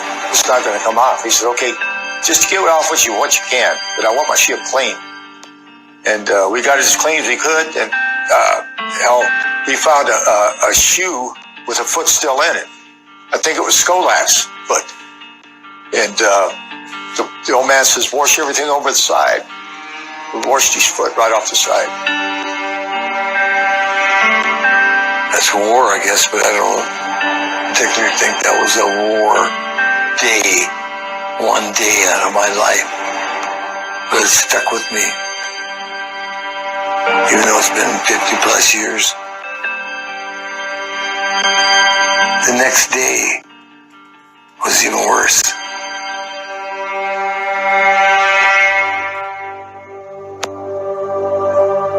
We had a 6-day transit after the Davis and the Massey came alongside. We transited to Malta for repairs. It took us 6 days and 1,000 miles to sail to Malta. When they said we're going to Malta, I didn't argue about that, but later on I've discovered that Crete was a lot closer, and I thought to myself, well, why? We all thought, well, maybe they want us to break apart and sink even before we get to Malta. We did have a couple ships around us, but I still think, I mean, why would they send us to Malta? And then I found out later the reason why is because Admiral Isaac Kidd came aboard our ship with his legal aid, Judge Advocate Ward Boston. Admiral Kidd was dispatched to conduct an inquiry. So they highlight him over, and he commenced to setting up, interviewing the crew members, and I was assigned to type up the notes that Admiral Kidd was writing. Admiral Kidd was pretty infamous throughout the Sixth Fleet. He was about his business. He was sent over there to do an inquiry, to start assembling testimony, if you wish, or stories or notes or descriptions of things that happened. 6 in the morning, someone hollers attention on deck, and I'm in my rack in my underwear. We're all in our underwear. We're sleeping, and there's Admiral Kidd drinking a coffee right there. He's like 4 feet from me. He was a pretty big guy, and he was just talking to us normally. He wanted to know how we're doing. He got there and he looked at us and he says, "Hey, listen, I'm just like your dad. I want to know everything because I want to get this taken care of." And he took off his stars, threw them on the table, and it rang like a big bell. And I thought, wow, you know, this is cool. We can open up to him. So the other guys went first, and I was the last one. I was the only one in damage control they had talked to. But we was a small group. Think of it, just 5 of us.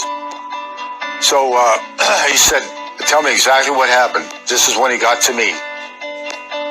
He said, "Did you see the MTBs, motor torpedo boats?" I said, "Yes, sir, I did." He says, "Don't call me sir. I told you I was just like your dad." I said, "Okay." I saw the MTBs. He said, "Did you see any markings on it?" I said, "Absolutely. I saw the Star of David very clearly on the motor torpedo boats, and I thought they were here to rescue us." He says, "Yeah, I know that. I heard about that." "Continue." He said, "Continue." He said, "Did you see the flag flying?" I said, "Yes, I did." "Did you see the jet aircraft?" I said, "I could hear them, but I understood they had no markings on them." This is okay. He says, what was your duty station again?" I says, "Well, I was on-scene leader in the forward repair party." He says, "You were all over the ship?" I says, "Yes." He says, "Did you see any torpedoes?" I says, "I saw 2 aft. I didn't see the one that hit the ship. Where the other 2 went, I have no idea." "Did you think the ship was going to sink?"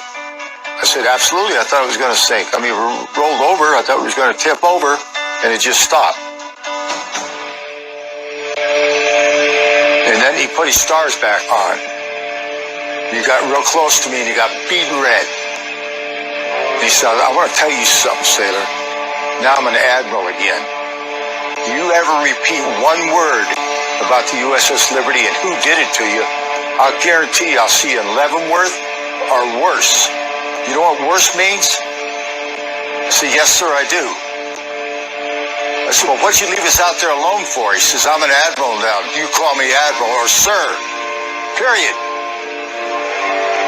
He slammed the door and walked out, and I went up to the door and started beating my hands against it. F you, Admiral. F you, Admiral. Hope you hear me. And then I left. You would think that the Admiral would say, hey, good job, you guys, you know, pat you on the back or say something nice. They set us up again. They set us up to get all the information they could, and then they beat us down to the ground again. It was just like the attack over again. It was worse than heartbreak. I felt like scum, just a piece of gum on a shoe. I had no self-worth.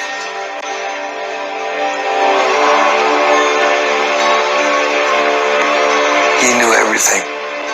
He already knew what was going on.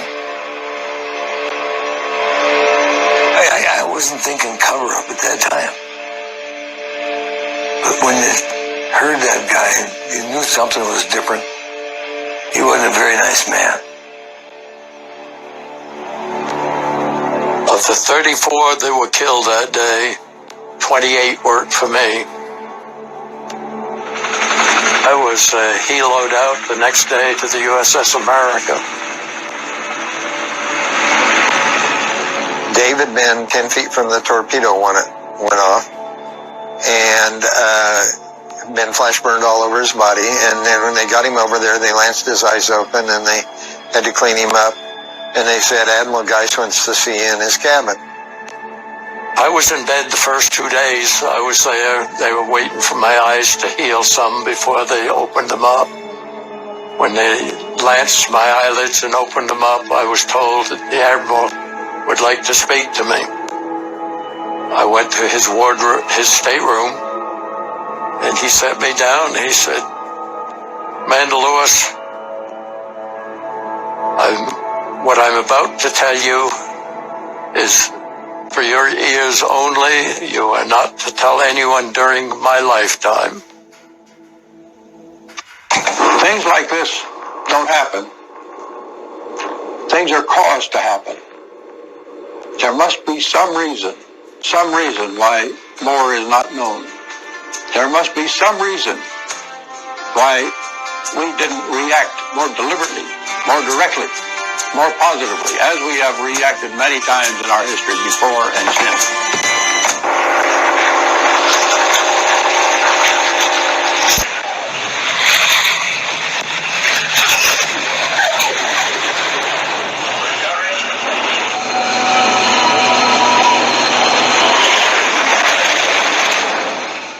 The basic thing is you want to protect all your fellow Americans. And in the Navy, you want to, whatever ship, whatever kind it is, that's what you're there for. You're to protect them and provide cover for them. And we didn't get a chance to do that. We were called back. When we came back, there was a lot of speculation of who called off for what reason. We knew that our carrier division commander, as well as Admiral Martin, because his call sign was used, and the people that called us back, the reason for calling us back were a little mysterious to us. We felt that they should have, we should have gone and been able to go down and help them. We didn't understand what the politics were behind us. I mean, when you see your fellow sailors and shipmates with a hole in the side of their ship and the number of that were killed, you're pissed off, to put it frankly. You want, what is the reason for this? And I don't think we ever really had a good explanation for that reason.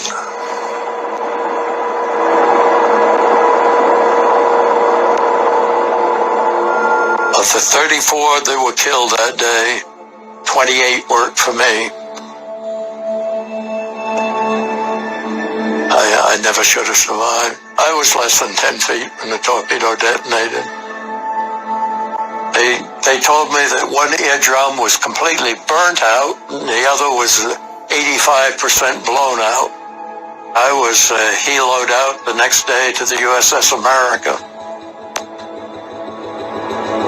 I was in bed the first 2 days I was there. They were waiting for my eyes to heal some before they opened them up. When they lanced my eyelids and opened them up, I was told that the Admiral would like to speak to me.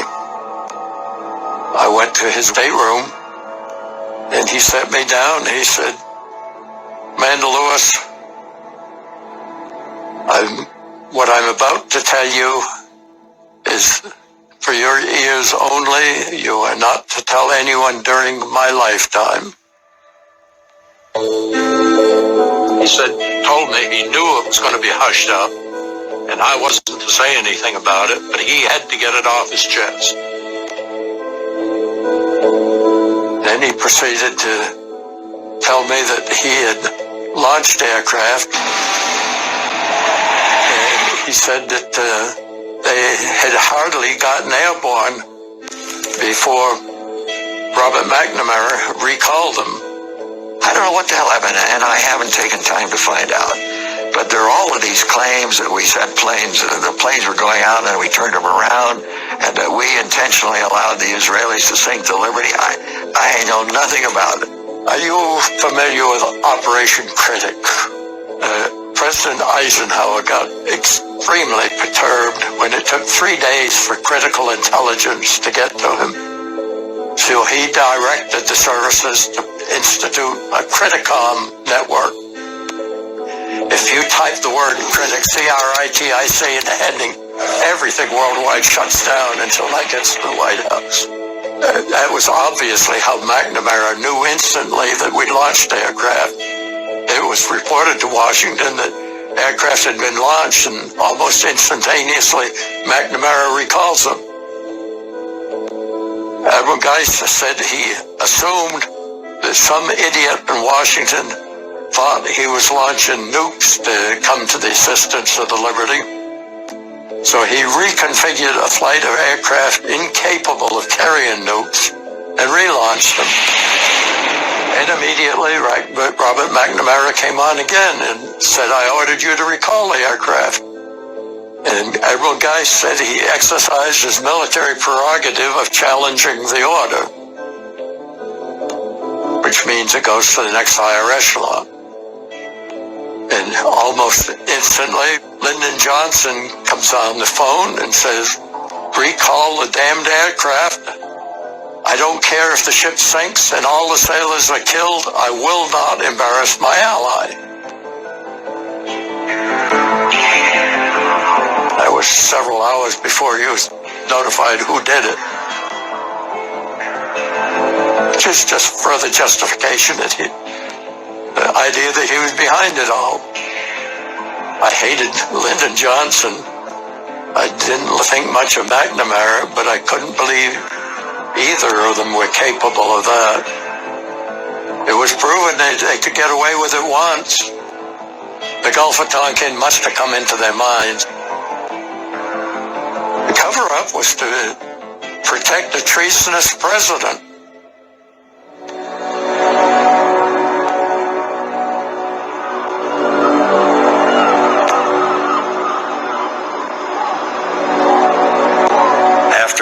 After the Davis and the Massey came alongside, we transited to Malta. It took us 6 days and 1,000 miles to sail to Malta. The smell was unbelievable. I can smell it right now. There's 25 souls down there getting banged around by seawater. Was the smell of death, stench of rotting bodies in 110-degree water.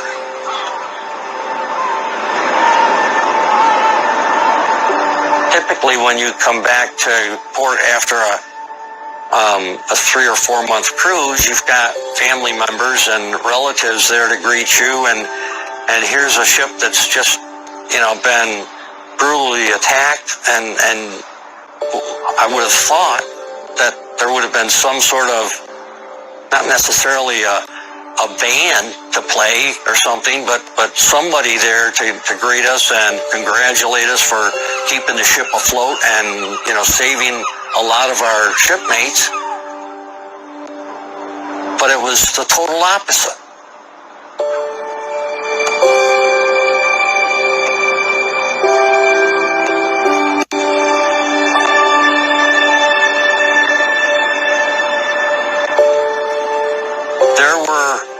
There were officers, U.S. naval officers, manning the lines, which was totally unheard of. You don't have lieutenants and commanders or captains, grabbing the lines, and they're the first ones coming on board. So that immediately told me that, something's going on. The Liberty is still a floating coffin. As she limps here into the harbor of Malta, headed for dry dock, aside from the 9 bodies already flown to America, 22 more bodies are trapped below decks in compartments flooded when struck by an Israeli torpedo. The Liberty is still shrouded in secrecy. Newsmen are not allowed on board. Sailors on board are not allowed to talk to newsmen. Above all, the major mystery, the mystery of why the Israelis attacked the Liberty some 15 miles offshore of Sinai without warning, without challenge. Kind of a long process to get her into dry dock. That took at least a day or a day and a half before they got all the water out from under the ship. When we got into dry docks, they put great big timbers on all the sides of the ship to keep it, from rocking around. And then it was a flat bottom ship. And it is set down on these great big wooden boat holders, I guess you'd call them. When all that was done, when the ship got there and the water went out of the dock, I wasn't a spy, a spook aboard the ship, so I wasn't allowed to go down in the torpedo spaces where it was torpedoed, because there was still classified stuff down there, and they wanted their own men to do it. They wanted those of us with the clearances, the top secret crypto clearances, to go down and clean up first. When I was in one of the passageways, an officer stopped me in the passageway and said, "Kukal, you're going to be in charge of the body recovery down below." And I tried to get out of it, I admit it. I said, I don't want to go down and pick these guys up in pieces. Can't we, when we're going to drive, can't they assign someone, a civilians or whatever, to go down and do this body recovery? He said, no. Because, first of all, there's classified material down there, and it's you guys that are going to have to go down and recover your own shipmates. And so, an order is an order. I went and did it. The torpedo killed 25 in those classified areas. Primarily our O-branch staff, our processing and reporting staff, our linguists, and our maintenance people. It absolutely pierced right in perfectly above the deck and imploded it. All the explosion happened. That's what blew that massive hole in the side of the ship. If not, there'd have been a small hole in the top part, come completely in, imploded, just split the ship in half. Took a miracle to hit that I-beam precisely, or we would have gone down. The little hole on top of the ship is where our floor was right there, and that's where all the people, that's where all 25 were killed. Yeah. Well, out of that room, I was the only one that survived. Live with that.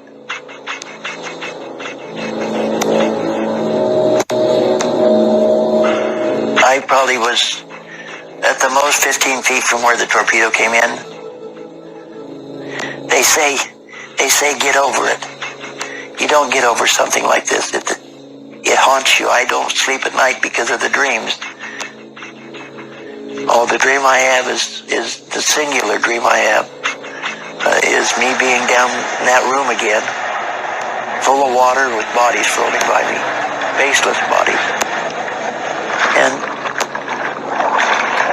who wants to dream that? Who wants to relive that the fact that you are alive? It haunts you. It haunts me that I'm the only one that made it out of that room. I've been having that dream since 1967. There was only a certain number of people with clearances available to go down to work. So who wasn't wounded or who wasn't seriously wounded, everybody was put to work collecting bodies, body parts, and classified materials. When we went down into the ops to recover, it was dark for sure. There was some lighting because the hole was exposed, but there was an odor of oil mixed with decaying matter. We all threw up in the hole the first time we went down. And going back wasn't much easier. So I only made myself 2 trips down.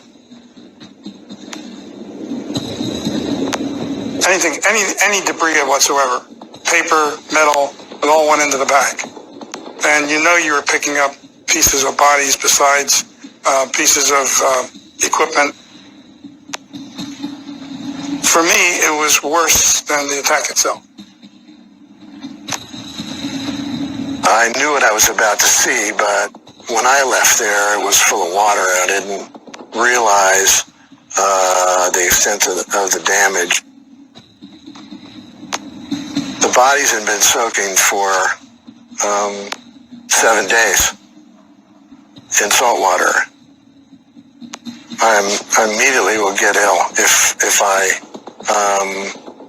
smell rotting meat. I volunteered to be on the first body recovery team because my buddy, Bob Eisenberg, I never saw his name on the roster to show that he had come out. I knew what I thought was down there. I thought, not knowing what had happened, other than the fact that the torpedo had entered from the starboard side, in my mind, I hadn't envisioned what it was going to look like.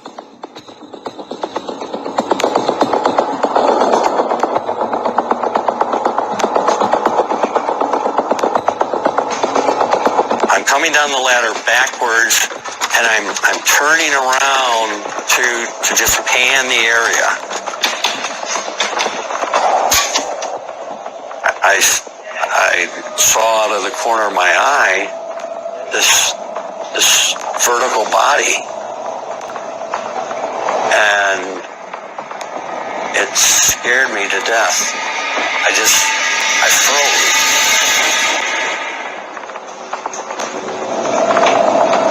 I couldn't understand what I was looking at first, because I expected bodies to be on the deck.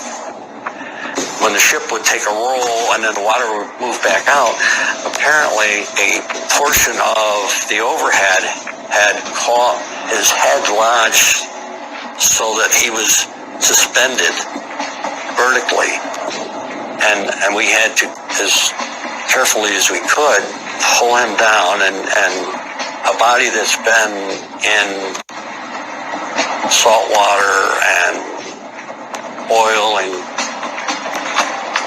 stuff for that many days isn't, I mean, it's not like your body today. It's hard to keep it all intact.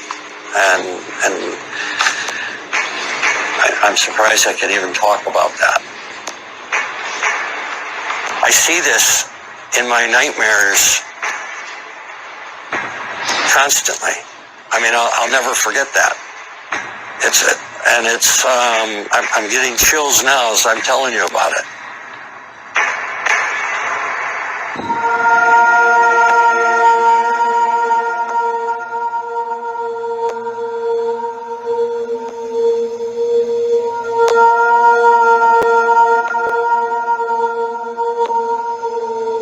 Try to blank it out. I mean, you can't help but think about it when you find somebody's finger or toe, or you never forget it. It was a horrific experience, but you're doing it because you're requested to do it. You know why they want you to go down there, because loved ones back home, if there's a chance of having remains, they would want those. So we did what we did what we had to do, felt we had to do, and but it was tough. It was a very tough time. Bob's was the third body that I found. He had taken a piece of shrapnel in the chest, about 5 or 6 inches wide, and so he died instantly. And I wanted to be able to tell his family back in Minnesota, his mom and his dad and his sister, what had happened. Because I don't think when the Navy or any military branch sends their 2 military people to the door to tell you your son or your daughter, gave their life for their country, they don't explain anything other than, here's your flag and thank you for, your son's service.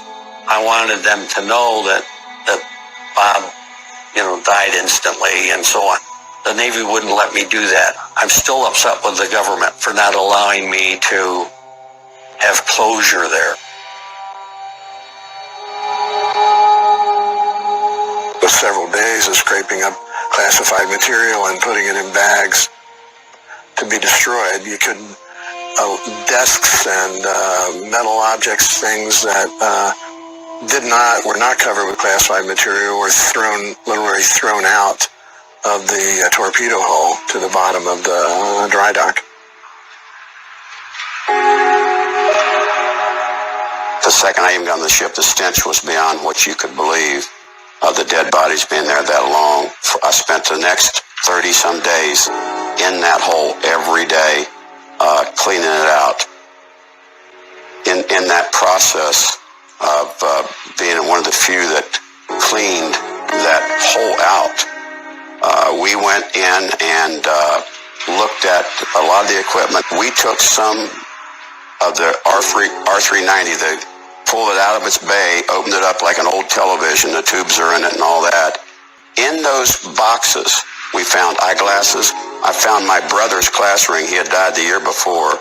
I had his class ring on during that, and it was blown off, and we found it 20 days later.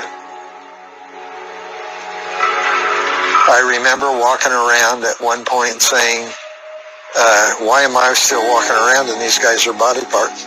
Within the first 15, 20 minutes, I found an arm. His name was Phil Tiki. He was a bodybuilder. And so I found this arm and I knew whose arm it was. So even though it had been soaked in salt water, the relative structure of the muscle, you could tell he was someone that had worked out. Even though it was ballooned up, it was swollen. Arms, hands, and things we found them in different spots. I remember finding Lieutenant Pierce. We found his arm in an air conditioning vent.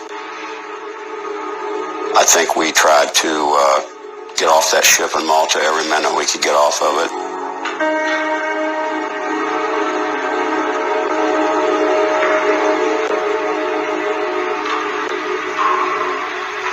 Petty Officer Ron Kukul was given probably the toughest job on Earth.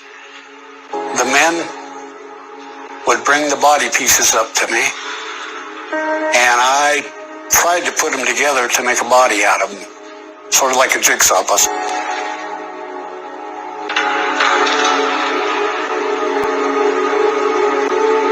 I put together, I suppose around 17 or 18 of them. We had pieces left over, and those pieces are buried in Arlington right now. I think there was 7 men that we just couldn't come up with. Was no way to identify them. So we threw all those pieces into a body bag and called it those 6 or 7 men. I can't remember how many there was. And what else can you do?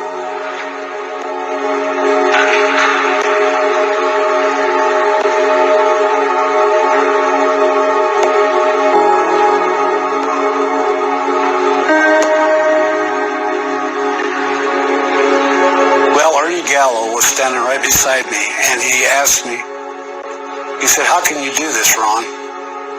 I never even answered him, because I really don't think I was in control of my own body. I really don't. Someone else was running this situation, not me. It's almost like I was sort of like a robot, mechanically doing things that the average person just couldn't do on their own. It's hard to describe that because it's a mechanical thing that you're not even in control of. Phil Turney told me that he took 2 days leave off the ship because the smell was so bad. I stood in the middle of all that. I never smelled a thing. Not once. I tell Phil about this even to this day. Ron, how can you stand it? So I've asked doctors, I said, why can't I remember the specifics of this? Their explanation has been this. That kind of thing, that type of horror, your body is not going to remember. Your brain's not going to record it.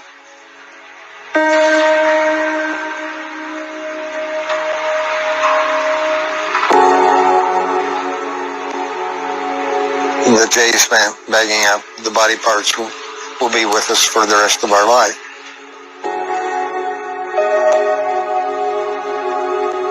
I was pretty amazed at that myself, the cover-up and how quick it got started.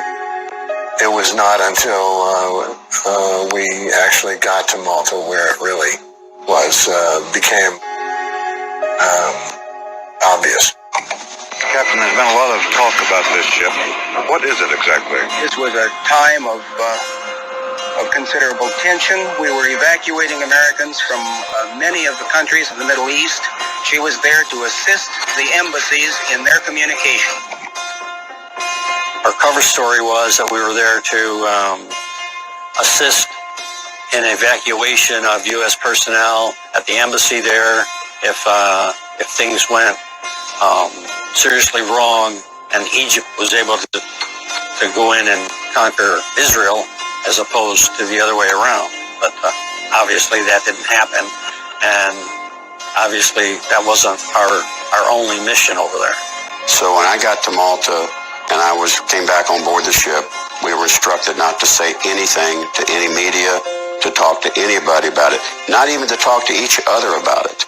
I mean, this didn't happen as the way it was presented to us. The cover-up was on, and I knew that. So I started cutting, even out at sea, because I didn't want them to get rid of all the evidence. Is what they did. I cut probably 30 of these out of 40. I was tasked to count how many holes we had. They told us to quit counting at 850. They said, quit counting. That's enough. At 850, there were over 5,000 armor-piercing bullets in this ship. 5,000 came off the torpedo boats or the airplanes. We thought, well, listen, patch the hole up, the torpedo hole, and let us go home battle-scarred and let America see what they did to us. And absolutely not. It's none of your business what we do to government property. This is not your property. It's some other government, just like you are. They painted her up and filled the holes and patched over them. why are you patching up everything? You know, I said to my buddy, I says, I want to ride this thing into Norfolk, Virginia with the thing blown to crap, you know, the fire all over and whatever. I mean, you know, that's TV stuff. But, you know, they patched everything on that ship. That ship was never going to sail again as an operational ship. Looked perfect, didn't it?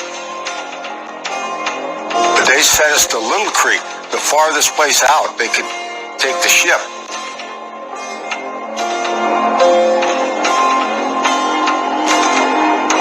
And so there were 9 of us in the from the security group who stayed on board, plus people to run the ship and so forth too, our cooks and things like that. But it was a very sparse, extremely sparse crew, just skeleton.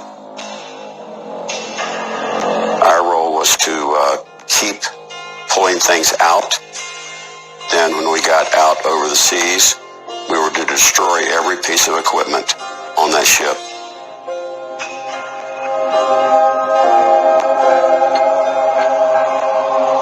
I was told you're going back, and there was most of the engineering types stayed with the ship. A lot of the CTs were off. They transferred them somewhere.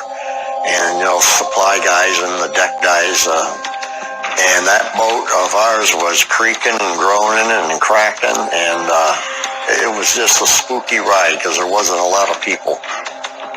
We're going through the Straits of Gibraltar, and there was a fog bank that hit.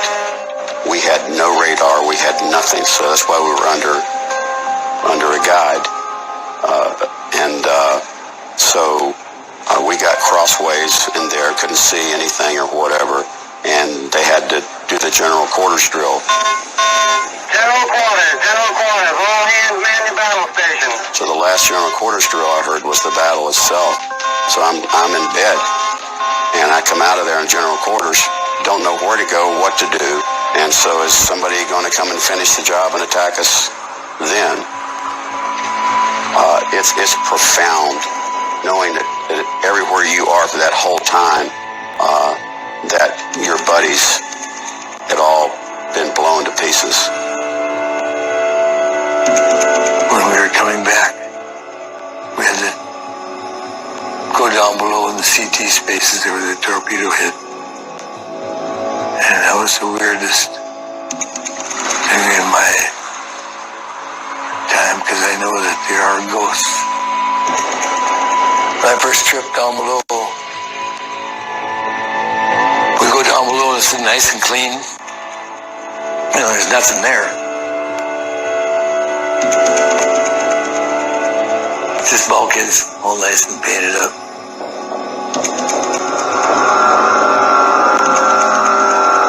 Even though they painted everything, did everything,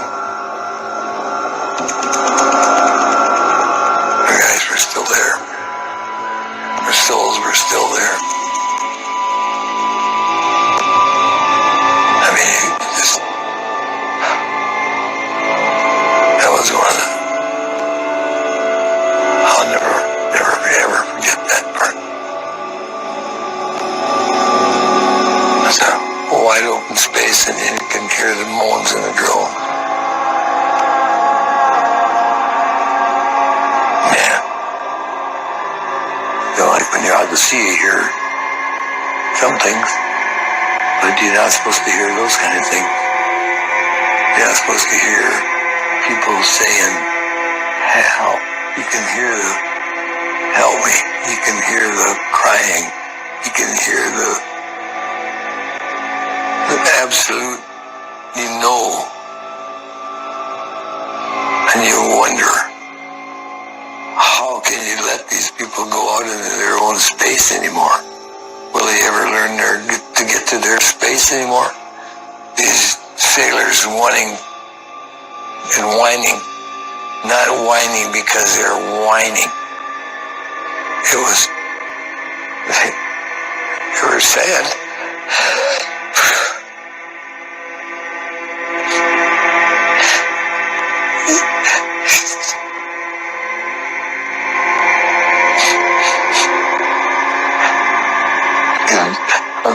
How can you help somebody when you can't even see them, but you can hear them? And you know that you're alive. You're not alive. That's when you really feel. Anyhow, for me on the way back, that's what I felt. How come me? I'm here, Spicer's there. He's gone, dead, forgotten, and ripped to pieces. Not me. Why? Armstrong's dead, gone. Not me. Skolak's dead and gone. Not me. Yeah, you deal with it almost every day. When some things come around that brings back. Maybe you see a car accident, or maybe you see something advertised on the news about Israel or something that it'll hit you again. Ooh. You okay? Yeah, can you?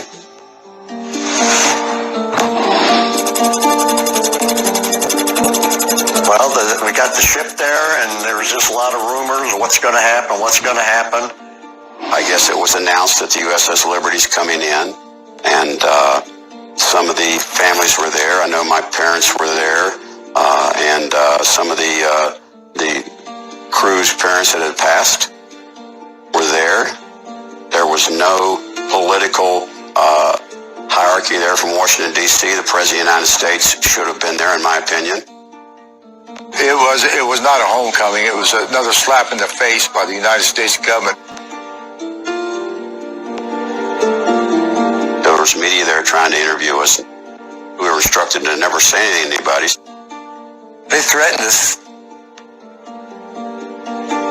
I remember that. You know, I mean, don't talk to anybody off this ship. Don't talk to the media. Don't talk to your family. You're not to say anything at all about the USS Liberty and what happened out there. We weren't allowed to talk to anyone, especially any newsmen, but not even our family, wives, mothers, fathers. We were never to talk about the event ever again. It makes you feel kind of ashamed that it happened.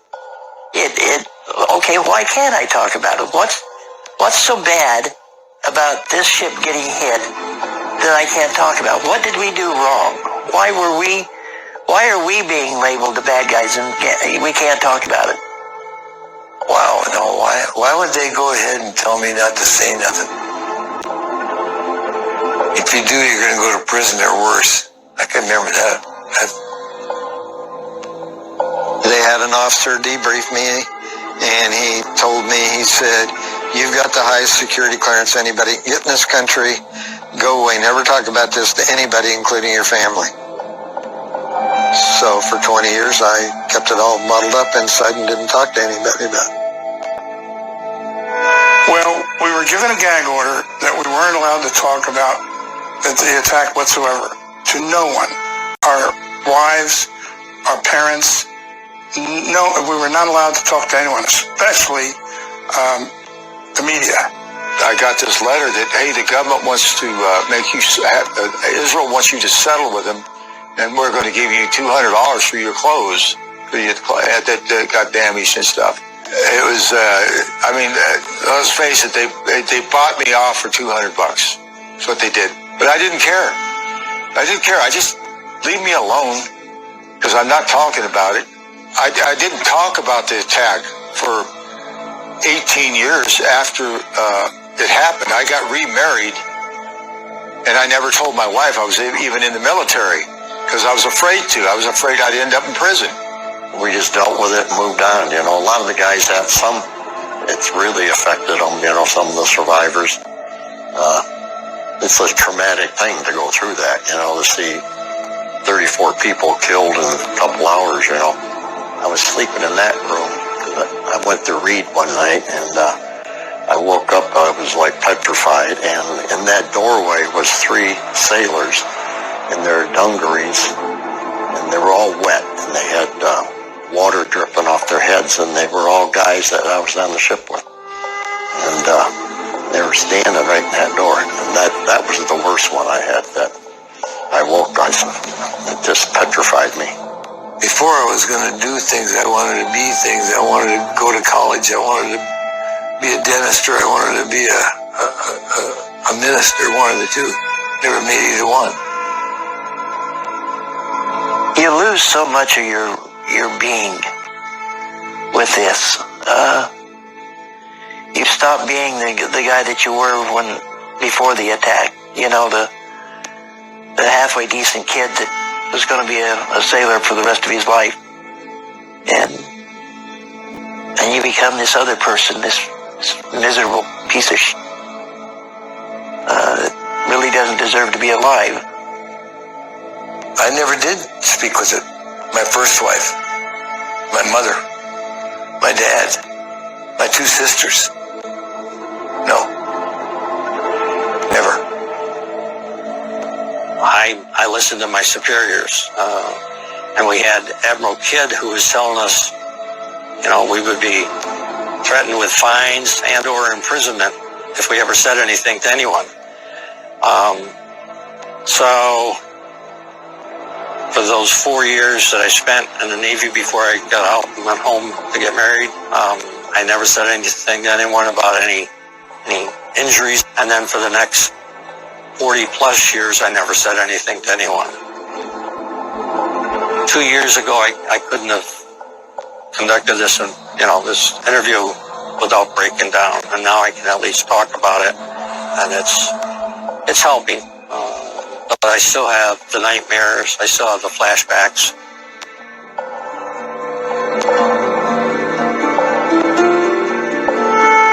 You just couldn't talk about it. It was such a secret, and with our lives threatened, and who knows if they were monitoring us or doing whatever.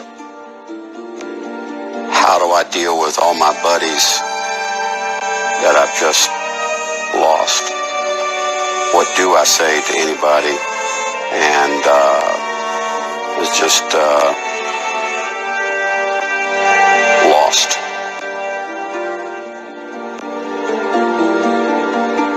The cover-up was so extensive. It covered every aspect of life. It's hard to imagine that they could cover up so much for so long. They're still covering it up today. There was a limited group that betrayed me. Very influential, but limited. Ever since the attack, there's been rumors floating around that Captain McGonigal knew something about the attack before it came. Captain and I was real close, and every time I'd see him while he was in the hospital, he would cry, and he called me a few years, 2 or 3 years before he died.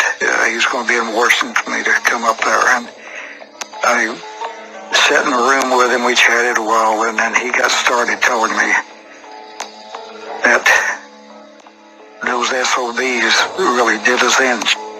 George, I said, what are you talking about? George Golden, our engineering officer, said one day when McGonigal was in the cups, he's dead now, so I feel free to release it. He said McGonigal started crying. He said, they bribed me. They promised me the 4th stripe. My captain promised me a new command. They promised me the Congressional Medal of Honor if I just fabricate slightly the records. But all of the records were longhand. When the Court of Inquiry got there, they were neatly typed, and they were different records than what the sailors had written up during the attack. My name is Ward Boston Jr. I'm a retired Navy captain, United States Navy. 35 years ago, or 36 years ago, I was the counsel of the Court of Inquiry that was appointed by Admiral McCain. And Admiral McCain gave us 1 week to complete our Court of Inquiry. He said it was an international incident, and the people in Washington wanted it. Well, the nature of that court was such. could have easily taken 6 months if we went to every person who had any knowledge. But we were given 1 week and we completed it. I knew instantly when Admiral Kidd dressed me down, that was it, buddy. This cover-up has began. It was a mistaken identity. They did the Board of Inquiry in 7 days. That's unheard of. And that snake, John S. McCain, Sr., he was in on it. He was in on the cover-up. He ordered Ward Boston and Admiral Kidd to make sure that we were dressed down very good. Admiral Kidd and Ward Boston, his lawyer, appeared at the SVENSKTEXTAD headquarters in London. And Ward Boston, as the lawyer with the Court of Inquiry, appeared at my office with the paper record of the Court of Inquiry proceedings. Captain Boston inquired where my review stood and how soon I would have it ready. And so I told him, I said, Ward, I have some real problems with this. It's not something that I can toss off, and I'm only part way through it. And I'm not sure how long it's going to take me. I can't give you a time at the moment, but I'm proceeding as it's my sole project. So Ward Boston left my office with that word. He returned to my office within the space of perhaps a half an hour or an hour and told me that he had come at the Admiral's direction to pick up the record from me and to take it back down to Admiral McCain's office. And so I did return the record to him as it had come to me from him. I had not even started to prepare an action or an endorsement that I could recommend to Admiral McCain for his adoption and signature. The record never was sent back to me as Admiral McCain's legal officer. I never saw it again, as a matter of fact. This is the only instance in which a record of such an investigation has been withdrawn from me after I had been asked to review it. Well, there's no question. It was a big cover-up from the top on down. Nobody wanted to expose it, and I imagine that it goes back to the diplomatic parts with Johnson and the Israelis. Lies and deceit cover up the truth. We want to uncover the lies and deceitfulness for the last 52 years. We were told by the Snickers Navier and Sixth Fleet staff that this was not to be talked about and just act like it never happened. We don't want to hear about it. This is a non-incident. It's not to be talked about. Page 1 the first day, page 8 the second day, third day was gone. It was totally covered up. I knew better. I knew it would be the end of my career if I said anything. In the Naval Security Group, everything was secret. So just one additional secret you had to keep, even though it affected you personally. If my troops had known that the President of the United States was attempting to kill all of them, it might have been the first mutiny the Navy ever saw. Our armed forces are made up of the finest and the most dedicated men in America, ready to make any sacrifice for freedom. Any sacrifice for freedom. So in his mind, I guess it was okay to sacrifice a few Americans to preserve this fragile relationship we had with Israel. The USS Liberty was going to be sacrificed for this relationship with Israel. I think we sacrificed a lot of people for no good reason, and that pretty much grinds on you a little bit. That They all died for a lousy cause, and that's not good. It's a twofold piece. The government putting the ship there, and then Israel being the one that executed the trying of sinking of it. And you got two powerful controls of the United States that won't let it come up. Anybody that gets a big enough audience on the Liberty is a danger to the special relationship Israel has with the U.S., and they're going to do anything in their power to prevent it.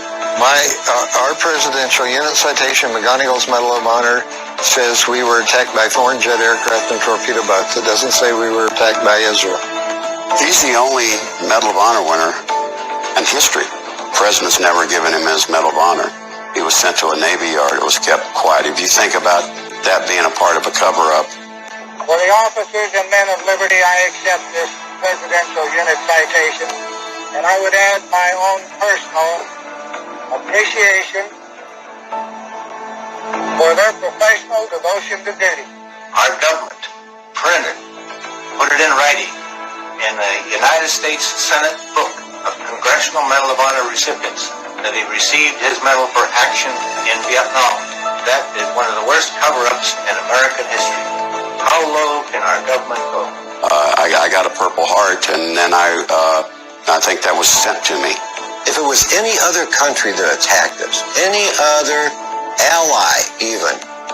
And to cover up even further, when they put the tombstone up in Arlington Cemetery, they said sailors killed in the Eastern Med. The implication was that there was a bar hopping or something that had a car accident. And it took considerable effort and much time to get the inscription set up properly and say that they were killed aboard the USS Liberty. That's what happened to them. They didn't die from any disease or plague or thing of that kind. They were killed. On my record, your DD-214, which is like the record everyone has, it doesn't have me on the Liberty, and it doesn't have me getting these ribbons. They scattered us all. They took them to different duty stations around the world. A lot of them went to Germany, just all over where you couldn't keep on contact with each other, which I wouldn't have anyway, because I was too afraid to. Sent all of us in different directions. It was done deliberately. That was to ensure that we didn't talk to each other and come up with a plan. When I first got to Bremerhaven, my first day at work, I was wearing my dungaree jacket. It's cold. I got there in July, but it was 55 degrees. It's so far north, I was freezing. And I had my dungaree jacket on with a USS Liberty patch, USS shoulder patch, a Liberty shoulder patch, and other things from the ship. And I was ordered to immediately take those off. I assumed that was because I had heard it's a spit and polish base. I assumed they didn't want any things like that on their uniform. However, I found that it was only the USS Liberty items that you were not permitted to put on your uniform. Shut up, don't talk about it, and that's it. When I left Naples and went to Germany, that's when they took me into the ward where there were, like I said, about 20 beds, maybe 12 or 15 injured in that room. And within 5 minutes, they came and got me, put me in a private room, and that's when some officer came in and told me my name is Smith, and that if anybody ever asks you about the Liberty, you know nothing at all. Your name is Smith, and you know nothing about the Liberty.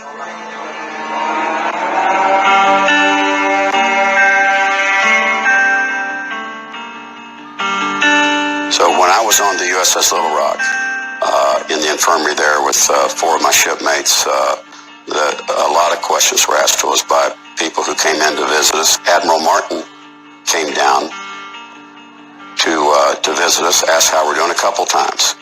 And then he came in and sat on the edge of my bunk and just kind of took his hat off and says, I just want to talk to you guys. And then he says, let me just tell you what happened. And he said, when we were notified of the attack on your ship, I instantly ordered 4 conventional, he used the word conventional, jets to fly off the Saratoga to go aid your ship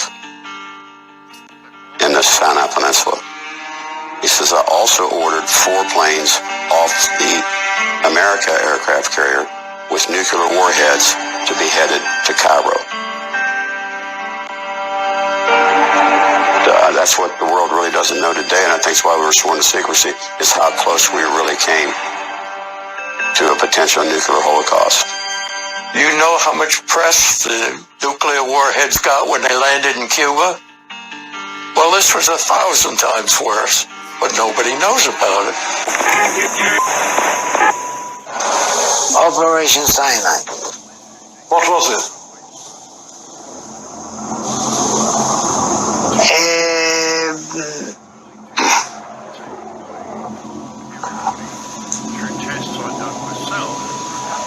I suggest we stop the interview here. What do you say? Why you want it? Why would you not be able to speak about Operation Cyanide? It's 34 years since.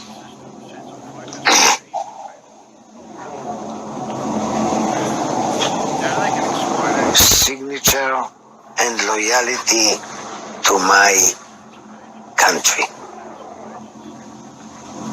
Is it very sensitive?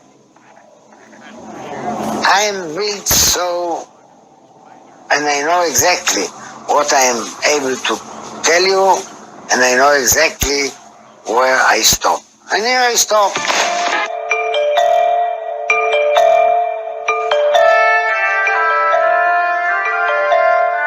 The thing about the Liberty story, and when you investigate all the different components of it, and it's not just the actual attack, it's to do with what was going on in Israel before, what was going on in America before, and so on. You put all these bits of information together, and, you know, I was trained originally as a physicist, so basically you come up with a hypothesis, you know, you come up with the best guess you can come up with as to what was going on. And then you begin to see whether the evidence fits it. And if there's any evidence against it, then you have to take account of that too. But over the years, and it's many years now that I've been looking at this, the hypothesis gets stronger and stronger. And that is, this was a cooked up exercise to give America a pretext for attacking Egypt. I'm Peter Hounham. I'm an investigative journalist. I wrote a book called Operation Cyanide, which is focused on this story, and also I was responsible for a BBC documentary. It was about 1999. I was asked by all of Egypt, east of the Nile. Investigated. He tried to get American TV to cover the story and do a new investigation of it, and it completely failed. There was just no interest among the big networks. So that's how I started looking into it on behalf of this company that was working for the BBC.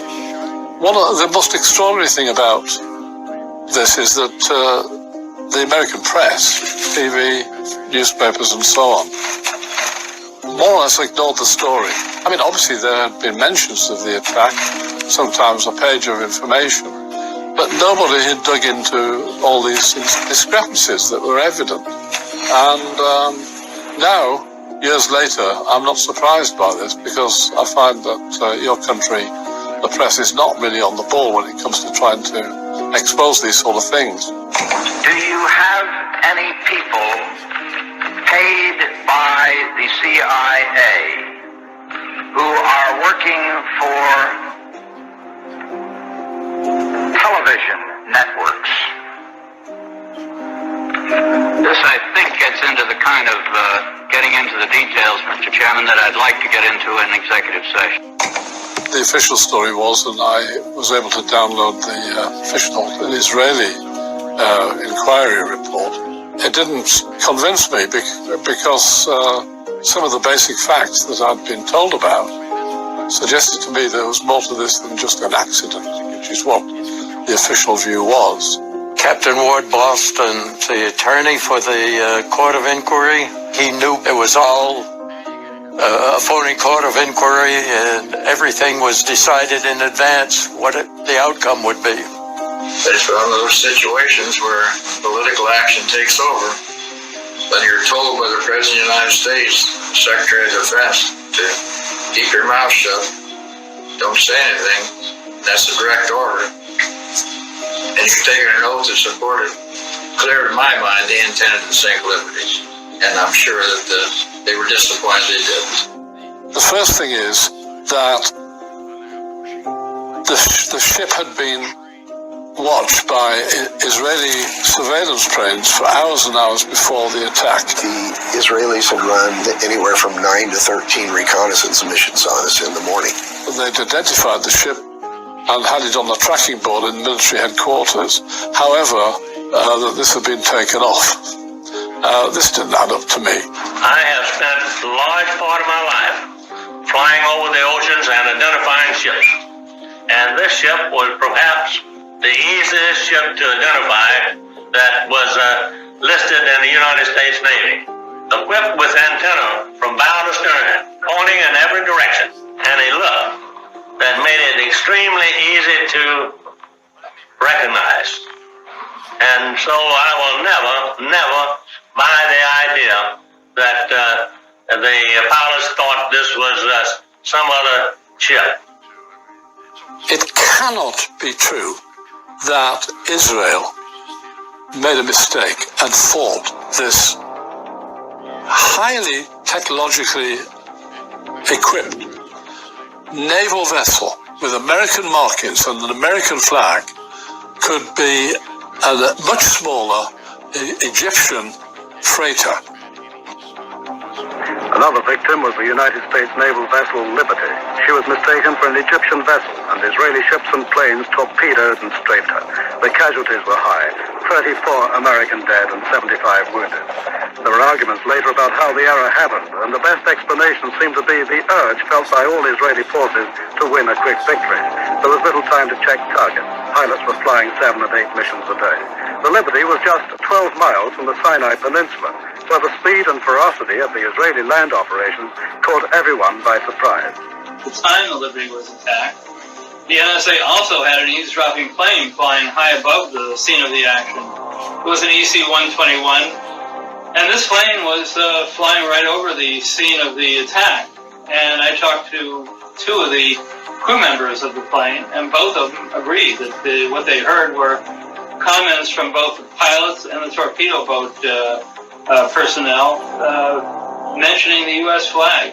You know, why is the American public, why are American politicians, why have they just bought this idea that this was just an unfortunate error on the part of the Israelis? Why, as several of the crew were saying, were the lifeboats that had been on the Liberty being shot to pieces by the motor torpedo boats that turned up? Not only did they shoot them to make them unusable, but they dragged the carcasses onto the decks of the MTBs so that they wouldn't actually be found. Clearly, that was trying to prevent evidence from being collected afterwards. That life raft, labeled U.S. Navy, is in the Israeli Naval Museum at Haifa as a trophy of war. Then, powerfully, there was this enormous cover-up. The crew were undoubtedly threatened. These stories were quite hair-raising. I mean, they were literally frightened, not only of disciplinary action and jail, some of them were actually frightened of their lives because of the severity of the threats that they'd had from military people. They were really scared the bejesus out of us. We could not talk about the attack. So this is not what you expect when what is said to be the case is that this was an accident. The Navy Board of Inquiry would not admit testimony about the jamming, the recall, the unmarked planes, the shooting of life rafts, and other material that we tried to present. Never before has the U.S. Navy ignored eyewitness testimony of American military to accept on faith the story told by their attackers.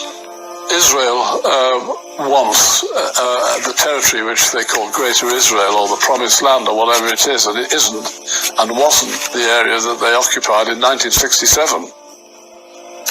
The story of the Liberty is not a whodunit, it's a why did it. The question that you and I are interested in is why? Why was this going on? And I've tried to explain my hypothesis, which is that America was up to no good and it was putting the world in a very dangerous state at that time. The deal was that America would not actively take part in a war at the beginning, but it would, long before a war broke out, help Israel prepare to launch an attack on Egypt. The Americans wanted to remove NASA. Nearly a year before the Six-Day War broke out, American state-of-the-art electronic equipment, surveillance equipment, jamming equipment, and what is known as spoofing or cooking equipment to falsify radio signals was shipped out to Israel with personnel to train people. Now, I've interviewed people who did the training, so I have no doubt that that was part of what I'm talking about, because they say it was Operation Sinai, point blank. Another part of the story was that America would join the war on some pretext. The pretext that we now know was that the attack would take place on the USS Liberty. It would be damaged or sunk, most probably, and the blame would fall on the Egyptians or the Soviet Union, and this would give America an excuse to launch an attack from the Sixth Fleet, which was further down the Mediterranean. And this would have been the planned pretext for America to join the war and attack Nasser's regime. Well, we now know that in fact they thought the ship was sinking, they thought that the plan was going ahead, and on the basis of that they did launch an attack.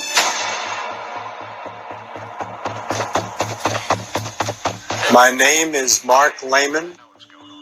My rank at the time was Lieutenant Junior Grade, and I was on the USS Little Rock CLG-4 light cruiser, flagship of the Sixth Fleet.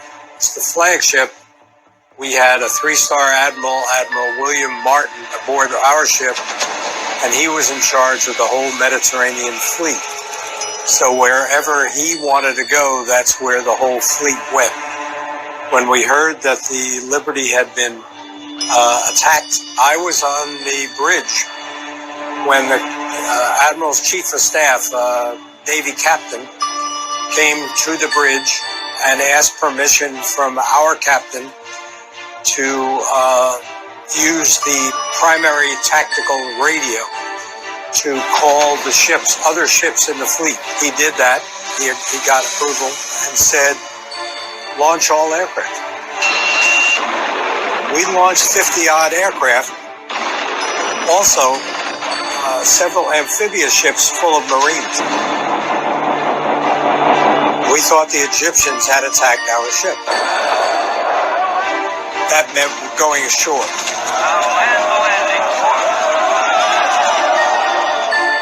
We got a call from the Israeli Air Force saying, it's our planes, sorry, it was our mistake. So now the big thing is, how do we get our aircraft back and not attack Egypt, who really had nothing to do with this attack on our ship? There was a sailor who was with the Chief of Staff. He said, recall all aircraft. Now, I must tell you that I was on the bridge. I was an officer of the deck driving the ship. And so I was 30 feet away, so I know that this is what happened, because I was right there. Now, how would other entities in the Mediterranean have dealt with that situation?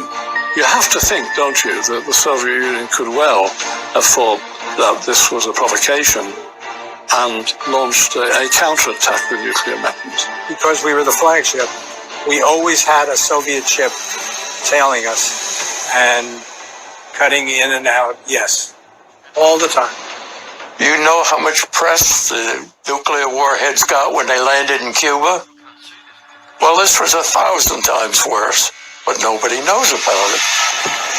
Та июньская война 1967 года прошла почти незамеченной. О ней судили только по газетным заметкам, по редким телевизионным репортажам. И только некоторым, ну скажем так, несколько сотен советских, русских людей косвенно принимали участие в той войне. Косвенно, я говорю, потому что они присутствовали в этом горячем районе в качестве наблюдателей. Вы тоже были в этом районе? Был. И в 67-м, и в 68-м году. Подводная лодка ваша несла на борту? Да, на борту, конечно. На борту 8 крылатых ракет. Очень умных, но не очень дальнобойных и не очень скоростных ракет, но с замысловатой траекторией. Это ракеты предназначены по, а то и 30 различных классов кораблей, начиная от кораблей штабных кораблей, кончая кораблями противовоздушной, противолодочной обороны и так далее. I lined up my boys on the deck and said, "Lads, it seems like we're going to take part in a very serious action. Those who are not ready to risk their lives should step ahead." Only one stepped ahead. Вышел один человек. Подготовить пол, подвесить бомбы. I was told to get my air squadrons ready, to equip the airplanes with bombs, and to be ready to strike military and communications targets in Israel. Dick Thompson was retired CIA. He knew his way around. Shutsky told him that they had ordered him to launch nukes against Israel as soon as the first nuclear weapon was detonated in Cairo. Admiral Martin ordered 4 planes off the America aircraft carrier with nuclear warheads to be headed to Cairo. Shutsky was faced with a dilemma because he had surface-to-surface missiles, he said, and they required high reflectivity, but he said that he had to have something with high reflectivity, so he had targeted the Dome of the Rock. So as soon as the first nuclear weapon was detonated in Cairo, the Dome of the Rock would be disintegrated.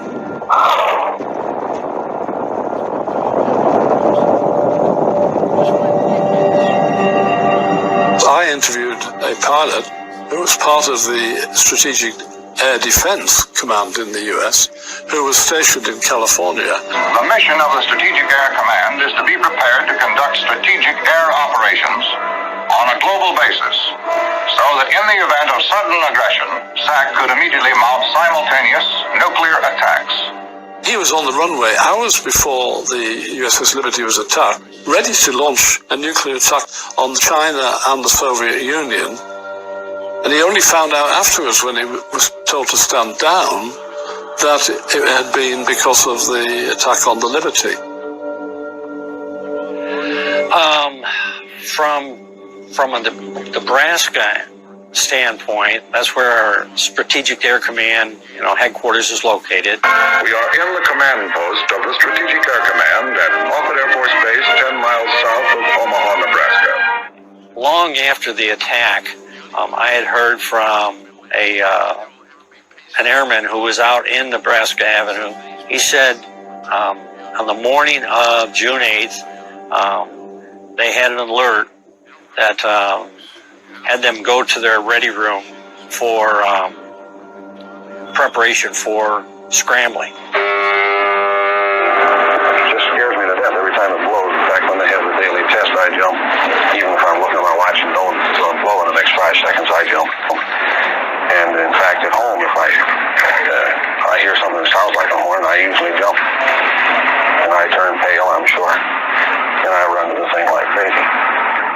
Now, they weren't briefed yet as to where they were going. They were just in the ready room. And 4 a.m., would have been 10 a.m. our time over there, long before the attack. So, we didn't get hit until 2 in the afternoon, 1400 Zulu time. So why would they have scrambled, 4 hours before anything had even developed over in our area? Maintaining a nuclear deterrent demands precise and positive control of the force.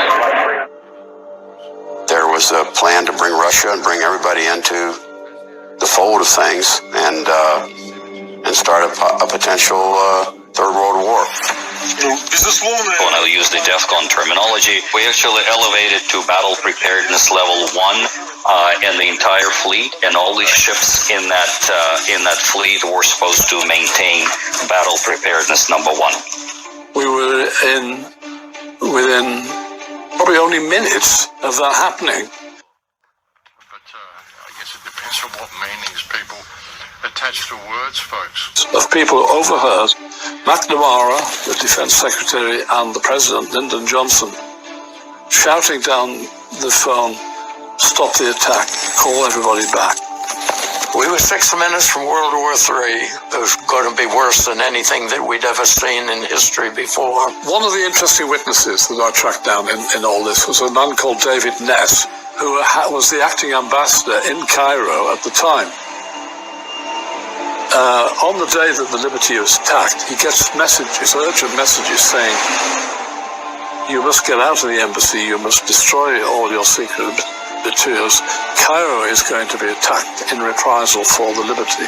There was this message that the Navy was preparing to retaliate against Egypt for the attack on the Liberty. They thought that it was the Egyptians who attacked it. They were preparing to attack Egypt in response. There was a flash message, as I recall, from one of the carriers that said they had launched ready aircraft. The launching of ready aircraft, you understand, that is typically nuclear armed.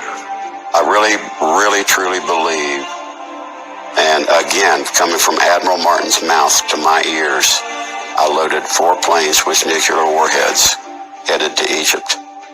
He didn't say I was going to pull the trigger. He didn't say anything. And then, now, only one person can pull the plug on that. And I think it's all come back to us. The one person's the one that called the attack anyway. This takes us into the White House and what Lyndon Johnson and his staff were up to.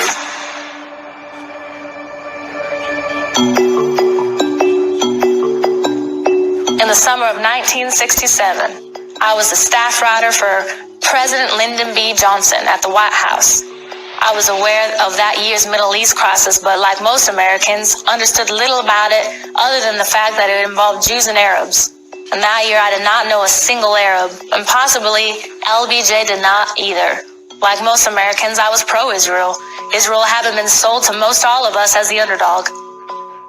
Everyone around me, without exception, was pro-Israel. Johnson had a dozen or more close associates and aides who were both Jewish and pro-Israel. There were Walt Rostow at the White House, his brother Eugene at State, and Arthur Goldberg, ambassador to the United Nations. Other pro-Israel advisors included Abe Fortas, Associate Justice of the Supreme Court, Democratic Party fundraiser Abraham Feinberg, White House consuls Leo White and Jake Jacobson. There's Jake. There's Abe Fortas.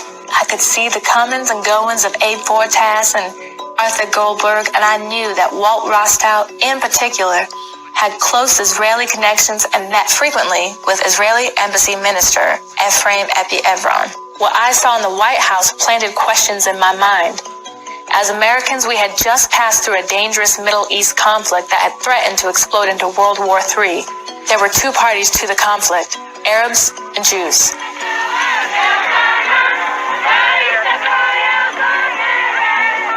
For weeks on end, I had seen only one set of advisors who could call or see Johnson whenever they pleased.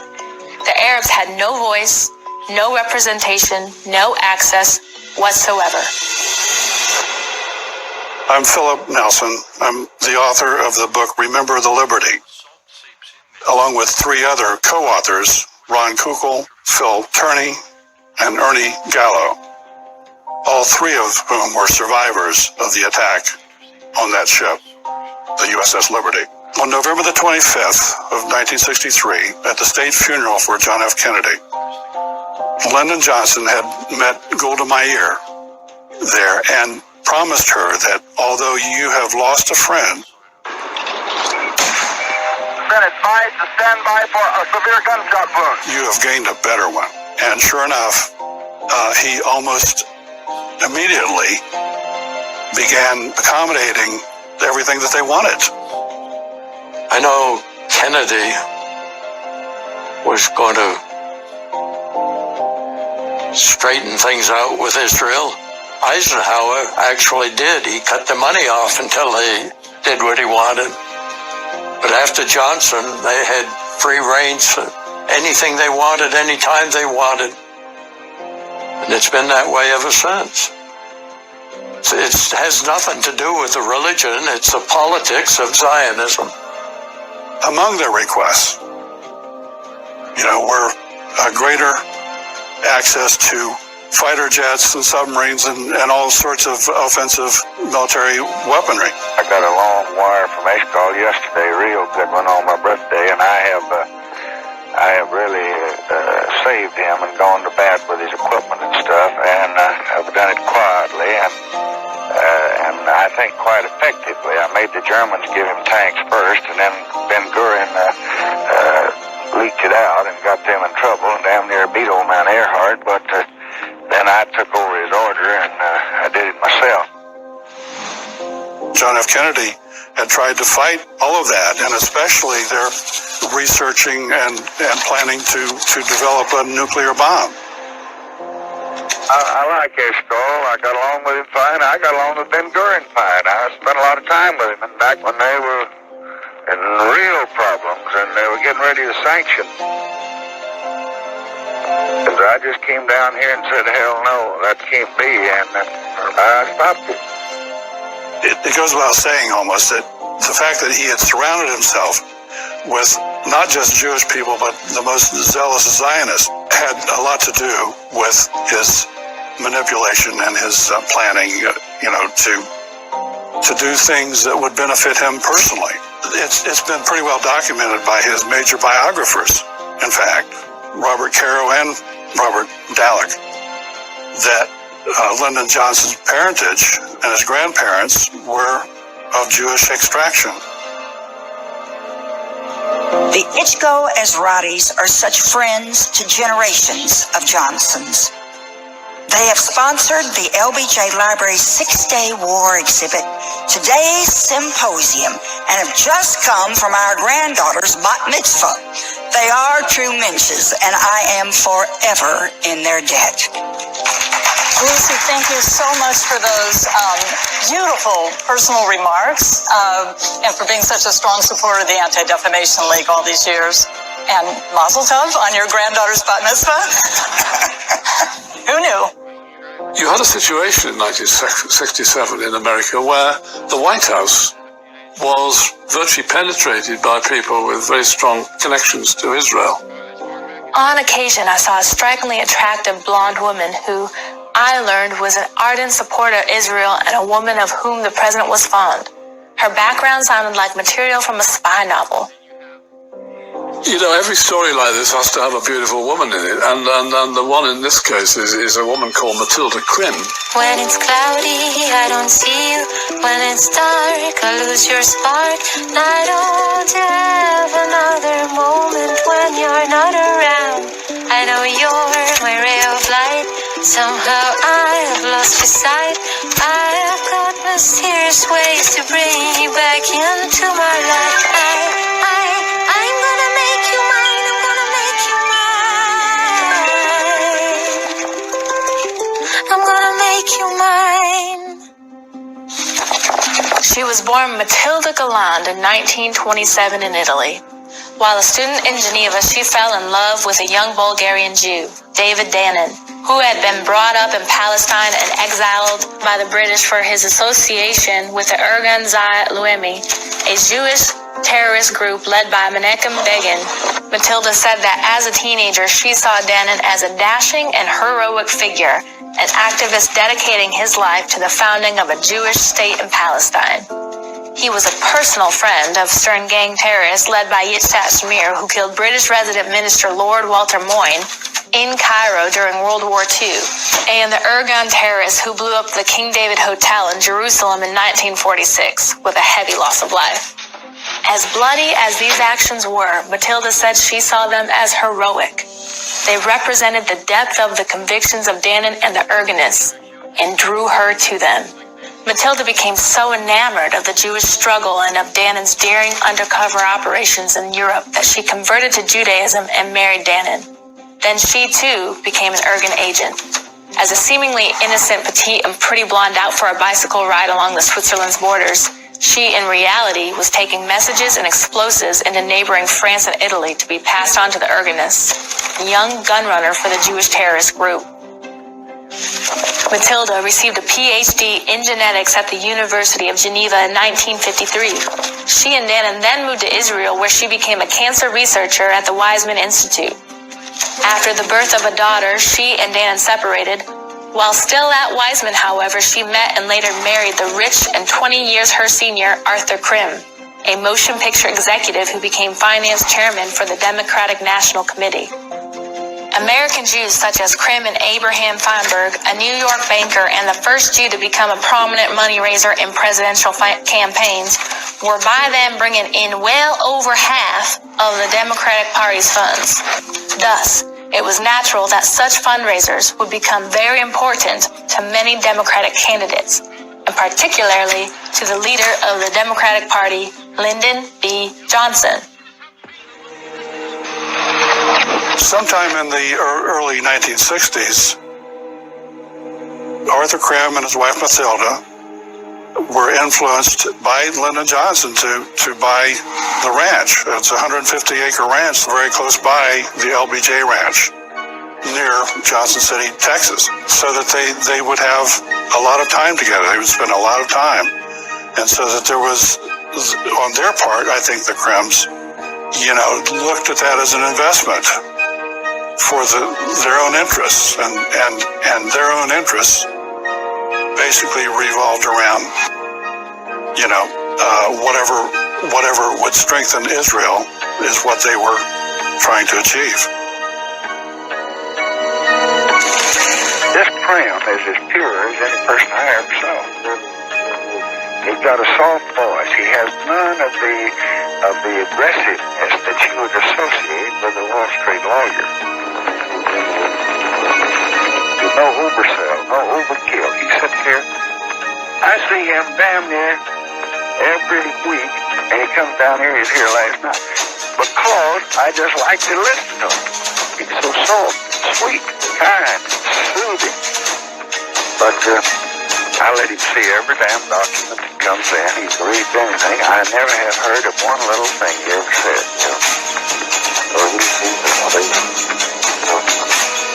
Matilda Krim was an Israeli. She is said to have worked for one of the Jewish underground organizations. She was almost certainly a Jewish spy. She certainly was telling Israel the contacts in Washington, everything that was going on, and was probably one of the key go-betweens. Nearly every day during the Six-Day War, she was in the White House and staying in a room there. It is very suspicious, and it is very odd that it was allowed. He thought if he invaded Egypt with Israel, his girlfriend from the Mossad told him that he could raise all kinds of money to continue the Vietnam War. People had gotten tired of Vietnam and they wanted to see an end to it. And he thought he could finish it off if he pulled this one stunt off and killed 295 Americans in the process.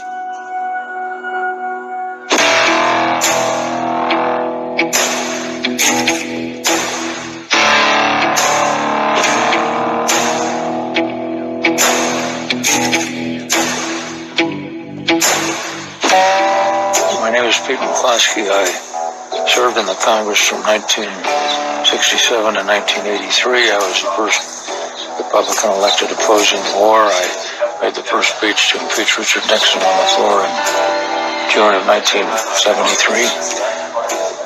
And I'm pretty old and decrepit and almost senile now. Jim had written a book, The Assault on the Liberty, and I wanted to help him do what he was trying to do.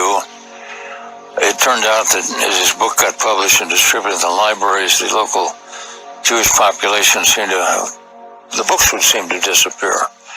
And I was a lawyer, and I helped form the USS Liberty Association, so they'd have a nonprofit corporation. The first story I heard about the Liberty, I had started running for Congress at the time of the war in 1967, and so I didn't know much about it. Didn't know anything about it, actually.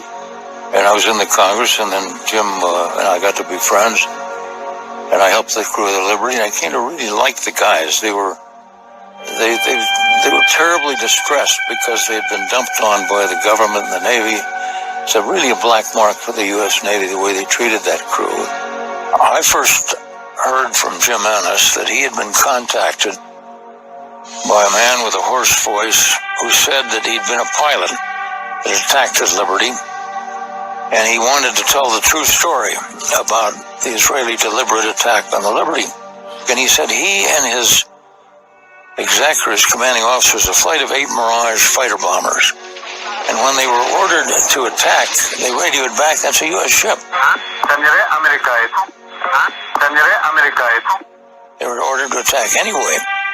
When they landed, Tove said he'd been court-martialed. He'd been court-martialed for disobedience and not bombing. He mentioned that he had seen, when they flew the reconnaissance flight over the Liberty, they had seen a small flag. And then later they saw this huge flag that had been put up, much bigger American flag, so it made sure it was perceived. But he was in jail, and he was terribly afraid that when he got out of jail, he was going to be deported to Israel and court-martialed and probably executed. And he was desperate. He wanted a congressional hearing or federal witness protection. And he wasn't afraid of the U.S. government or the prison. He was afraid of the Israeli government when he got out of jail. And that was the reason that he'd called Jim Ennis. He knew about Ennis and apparently learned about me. I had opposed the use of cluster bombs by the Israelis in Lebanon. And he didn't want to talk with their attorney. He wanted to talk with me. So I flew to Kansas City and to Fort Leavenworth. I met with him. He had 2 names. It was either Ibn Tov or Adnan Tavni, but he was in jail for embezzlement. It was interesting. I liked him. He was a personable guy. I saw him twice. On his second visit, he said, by the way, he said, I go to a synagogue on Sundays, and there's an Israeli colonel there, and he gave me his name, that is attending the war college. He said, would you ask the colonel if I could meet him? And so on the way out, I stopped at a little service station, phone, little tiny town in Fort Leavenworth, and I called the colonel. A gruff voice came on, and I said, sir, my name is Pete McCloskey, and I was a former congressman, and I'm here representing an Israeli, or trying to help an Israeli prisoner, and he would like to meet you. And then suddenly, I don't know, it was within a month, I get a call from Tove, and he says, I've been transferred to the federal penitentiary, which is a maximum penitentiary, in Springfield, Missouri. And he said, oh, they call that the icebox. That's where they put people they don't want to have anybody have access to. It's hard to get to. And he said, you know, they're putting swastikas on the wall. They're not giving me kosher food. Would you come see me? And I go see him. And he said, would you call the rabbi in St. Louis? Because I think if they come down here, they could end this anti-Semitic treatment I'm getting. So I called the rabbi in St. Louis. And the rabbi, I'd like you to help this fellow, Ibn Tov. And the rabbi says, are you the Pete McCloskey? He knew about me from the ADL that I was pro-Palestinian. I said, yeah, well, he went down there. And they did get the treatment ended. And November, I think it was November 19th, 1986 was going to be the release date when he was released. And suddenly, just before he was to be released, he changed his opinion and he denied. He said, Miss McCluskey misinterpreted what I said. I'm a loyal, and he was a loyal Israeli. He always said he loved Israel, but he was ashamed of this treatment of Liberty. But he apparently, either the rabbi or the colonel or somebody had gotten to him, and now he was afraid of when he got released, really bad things would happen to him unless he recanted his story. They took him back to New York, and suddenly he disappears. There's no record of his being discharged. There's no record of what happened to him. The man's absolutely disappeared, and I can only suspect that it was as he feared. They deported him, they turned him over to the Israelis, took him back to Israel, court-martialed him secretly, and maybe have executed him.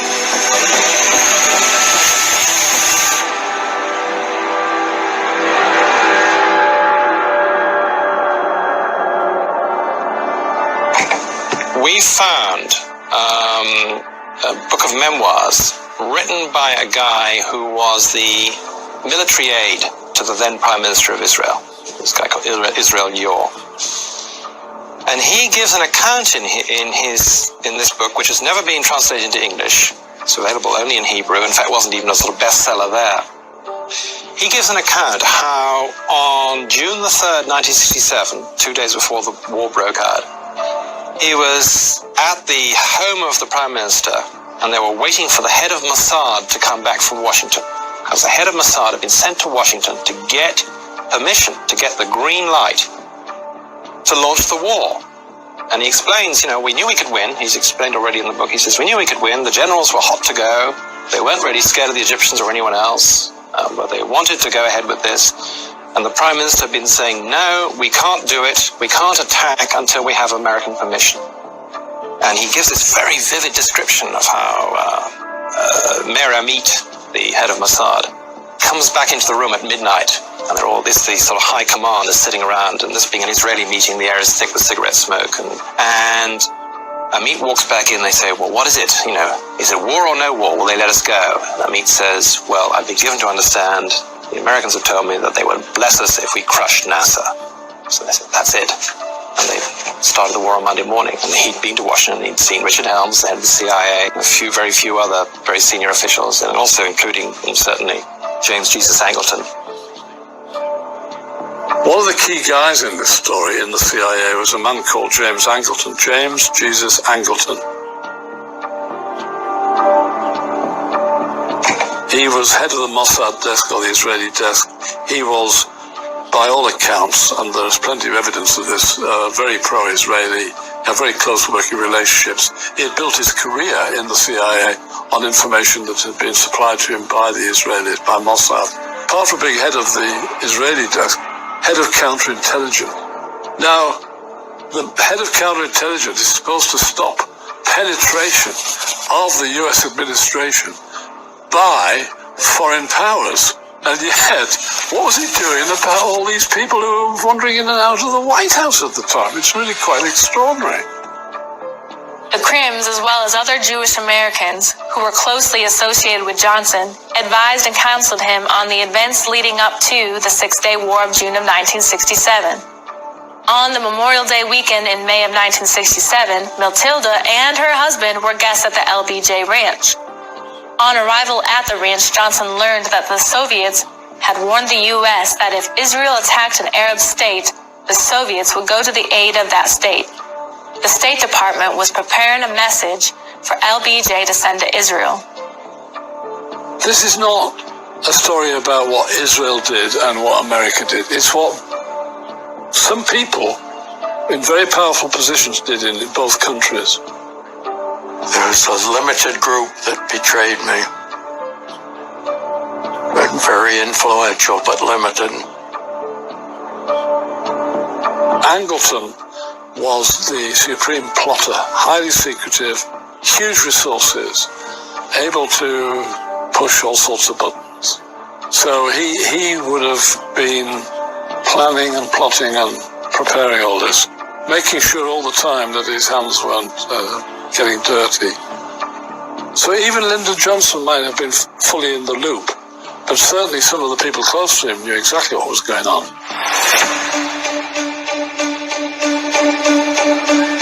I think that James Jesus Angleton, the COO of the CIA and ardent Zionist, was the one that was picked by a member of the 303 committee to implement Johnson's fantastic, weird scheme of eliminating our ship and as a pretext for invading Egypt. The planning for the Six-Day War, what became known as the Six-Day War, was started as early as 1964. There was a lot of collaboration between the White House, led by Lyndon Johnson, and his committee, who met next door in the Executive Office building, the 303 committee. It was a successor committee to others that had been there in the past, but it had been revised and, in fact, given slightly more power.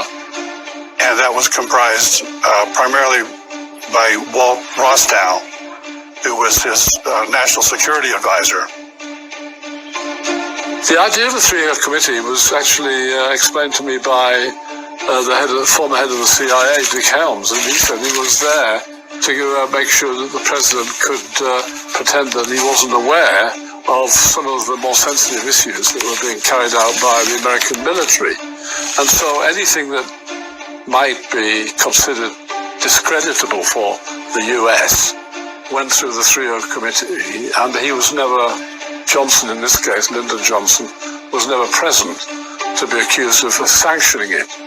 He was in deep trouble with much of his constituency, not least of all the financiers that he worked closely with, people like Abe Feinberg and Arthur Krim. He relied on them for more than just finances. He relied on particularly Abraham Feinberg for advice and counsel. And I think together, somehow a plan was designed around the sinking of an American ship that would be the pretext for Johnson to join the Israelis in that war and help attack Egypt along the way. Now, this is a horrendous story, but when you look at what they were planning to do in Cuba with Operation Northwoods, if Kennedy had given the go-ahead, you have to say this is the sort of thing they were prepared to do. On June 3rd, Johnson traveled to New York to deliver a speech at Democratic Party fundraising dinner. He moved on to a 1,000-a-plate dinner dance sponsored by the President's Club of New York, whose chairman was Arthur Krim. While at the table, fundraiser Abe Feinberg leaned over the shoulder of Matilda Krim, seated next to Johnson, and whispered, "Mr. President, Israel's attack can't be held any longer. It's going to be within the next 24 hours. The war that had been planned to start on June the 15th actually started 10 days early. Johnson and all of his aides had always insisted that it not start before June 15th. And the reason was that they were going to have to get the USS Liberty in place by the very start of the war so that an attack could be made on that same day, on the start of the war. It was hastily moved, and it was ordered to proceed at top speed. We were underway, full speed, top speed, fast as we could go. Set sail June the 1st. It took us 7 days to get there, steaming. On June 5th, Arthur Krim wrote a memo to the president saying, "Many arms shipments are packed and ready to go to Israel, but are being held up. It would be helpful if these could be released." Johnson got the shipments on their way. It's just a combination of American money, French equipment, and Israeli Air Force pilot.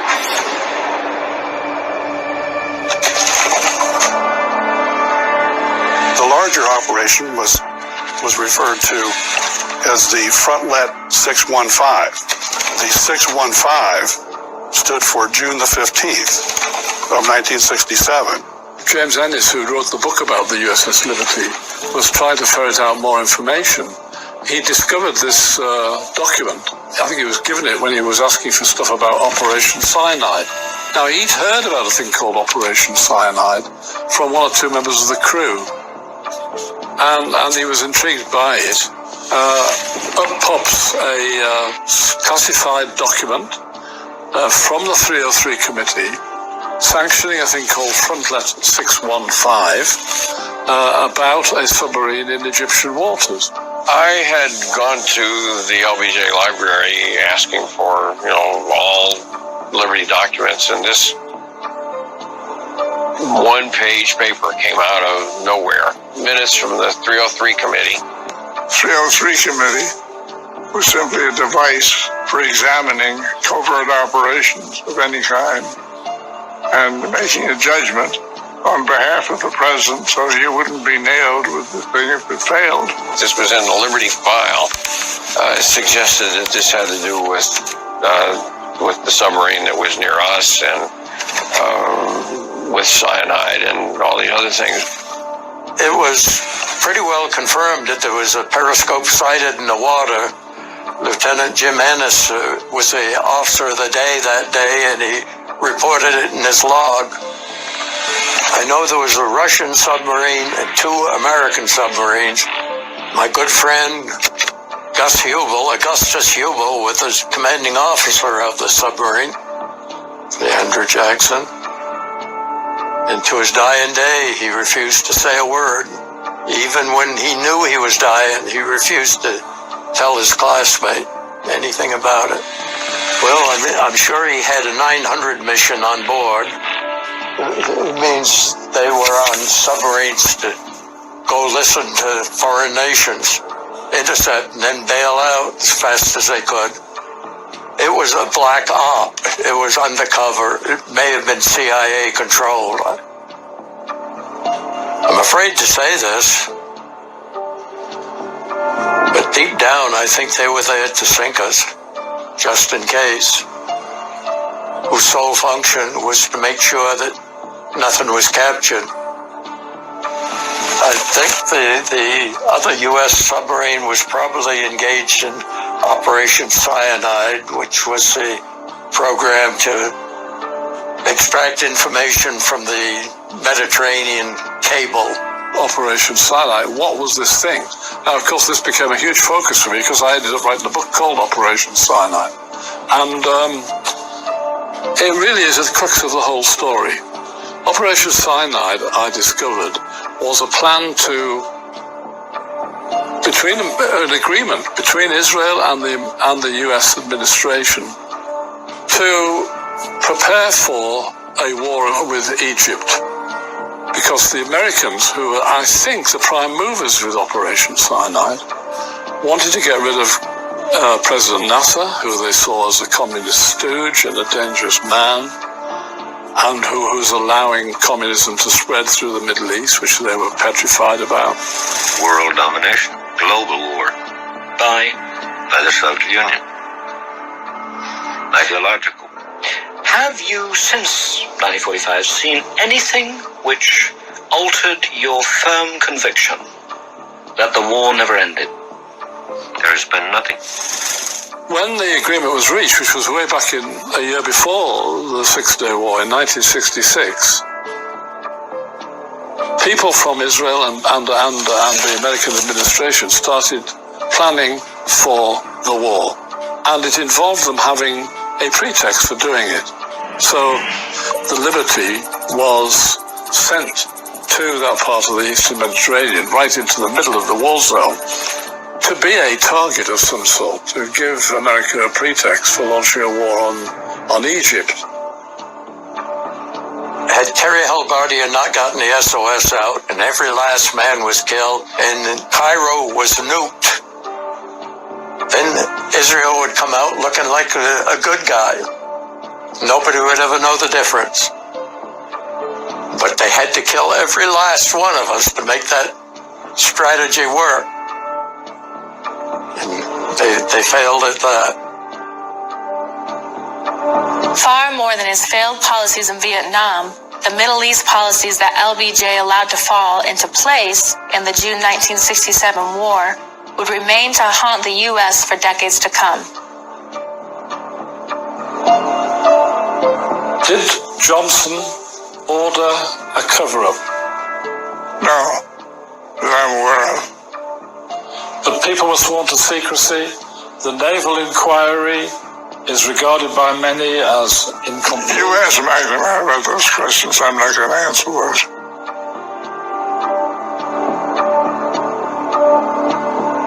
I am not saying anything about the Liberty, period.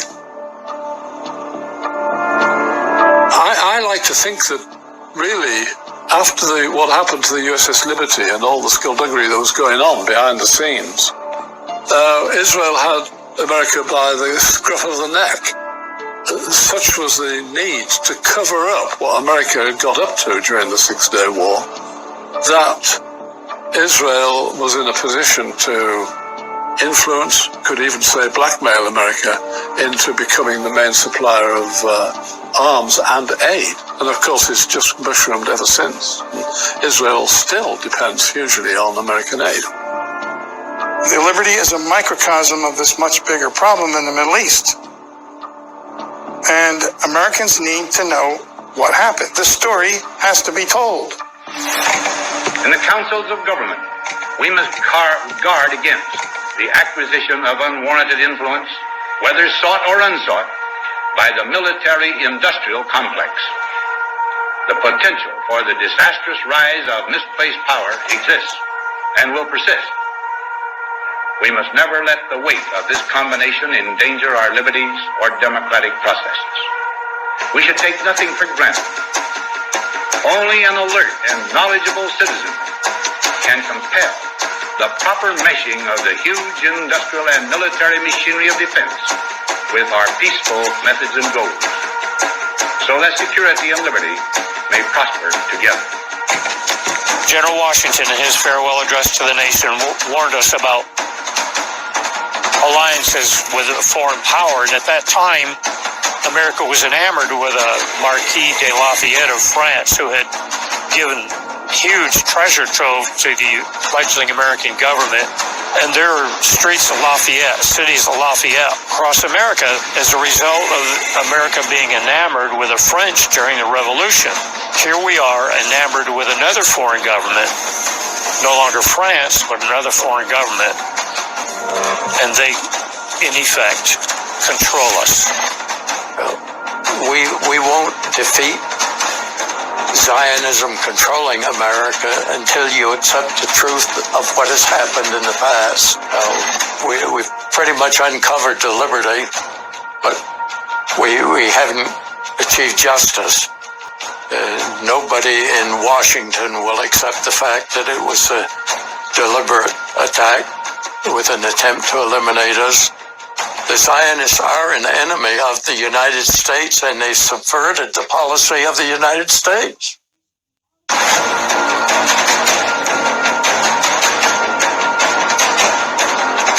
cover-up of the USS Liberty, it was because of our involvement in the USS Liberty with Israel. I think Israel's the 51st state. I think it's about time we stop, those of us who support, as most of us do, Israel in this body, for apologizing for our support for Israel. There's no apology to be made. None. It is the best $3 billion investment we make. Were there not an Israel, the United States of America would have to invent an Israel. If I were a Jew, I'd be a Zionist. I am a Zionist. You don't have to be a Jew to be a Zionist. To think that we are still providing monetary support and military support to a country that's telling us what to do. I mean, on a daily basis. It's crazy.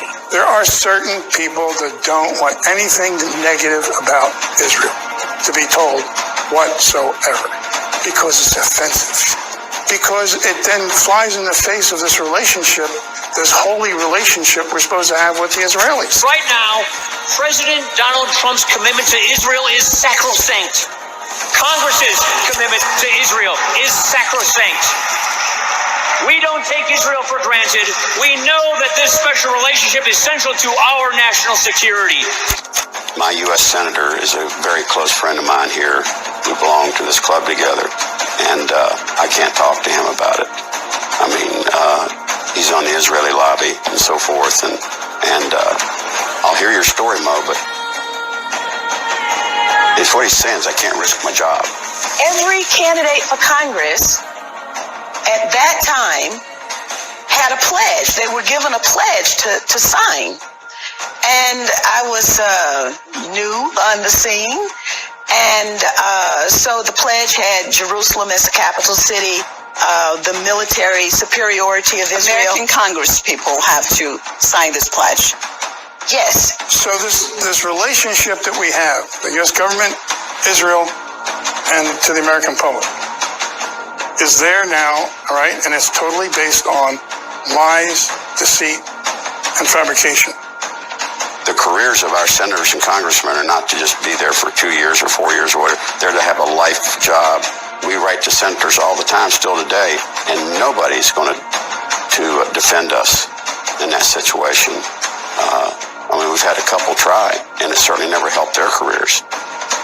They play too big a role. I can't say they dictate it, but the fear of members of Congress and the Senate that they will be labeled anti-Semitic if they criticize Israel. I was #1 target in the country, the Justice Department, the Internal Revenue Service, and American-Israeli Public Affairs Committee. I brought home John Deminick from Israel. I proved he was innocent, and they've hated me ever since. And they finally put me in prison. They have a stranglehold on it.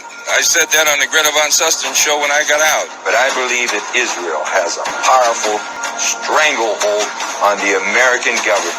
They control both members of the House and the Senate. They have us involved in wars of which we have little or no interest. Our children are coming back in body bags. Our nation is bankrupt over these wars. And if you open your mouth, you get targeted. And if they don't beat you at the poll, they'll put you in prison. 2002, Travagin was convicted on racketeering, bribery, and tax evasion charges in federal court and then expelled from the seat he held in Congress for some 18 years. I remember once an American general, I think he was Joint Chiefs of Staff, said to some Israeli person when they wanted him to do something in Lebanon, he says, Congress won't let us do that. And the Israeli said to him, we own the Congress. And that's always kind of rung in my eardrums. Understanding that our congressmen are being controlled by AIPAC, that there are certain things that are totally un-American that is happening in our country right now and needs to be turned around.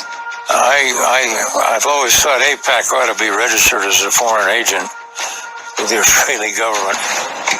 Let me first familiarize you with the American-Israel Political Affairs Committee because it is not well known beyond Capitol Hill in Washington, D.C., and your elected representatives. The American-Israel Political Affairs Committee, AIPAC. Your advocacy gives voice to the love for Israel that exists all across America. And despite what conspiracy theorists say, advocacy itself is not the cause of the bond between the United States and Israel. AIPAC's major goal, says this article from the Washington Post, is maintaining the level of foreign aid to Israel, now $3 billion a year, and defeating arms sales to Arab countries. Its cause is the shared history and common values that draw America and Israel together. We need to be concerned about an agency whose main concern is the interests of a foreign government, taking advantage of the rights and privileges of American citizenship to influence your Congress. Israel and America are connected now and forever. I simply declare to be anti-Semitic is to be anti-American. Liberty veterans have been accused numerous times of being anti-Semitic. Excuse me, but that word anti-Semitic gets thrown around a lot just as an excuse. We just want our own government to properly investigate while some of us are still alive. That pledge is proudly honored in this Congress, where support for Israel remains ironclad and bipartisan. Despite our differences, we're proudly united in support of America's relationship with the State of Israel. This past December, the six of us traveled to Israel together with AIPAC's Education Foundation. And you are once again bombarded with stories about how America is divided, how Democrats and Republicans don't work together. Remember this picture, and remember that you all made it possible. And we will fight to protect the Jewish people here in America and in the state of Israel. In America and in Israel, Am Yisrael Chai, the people Israel live. Thank you. God bless you. AIPAC, keep up the great work. Thousands of letters I wrote to Congress, literally thousands. And all of them come back the same way, from the Navy Department, the National Security Agency, CIA, FBI, every congressman and senator I could write to, all of them come back the same. Case closed, mistaken identity, we're very sorry. Is there anything else I can help you with? I mean, if America knew they tried to sink one of our ships deliberately. How many human lives have been changed or killed protecting the Zionist state of Israel? I mean, you know, you're killing American citizens and getting away with it. Let that sink in.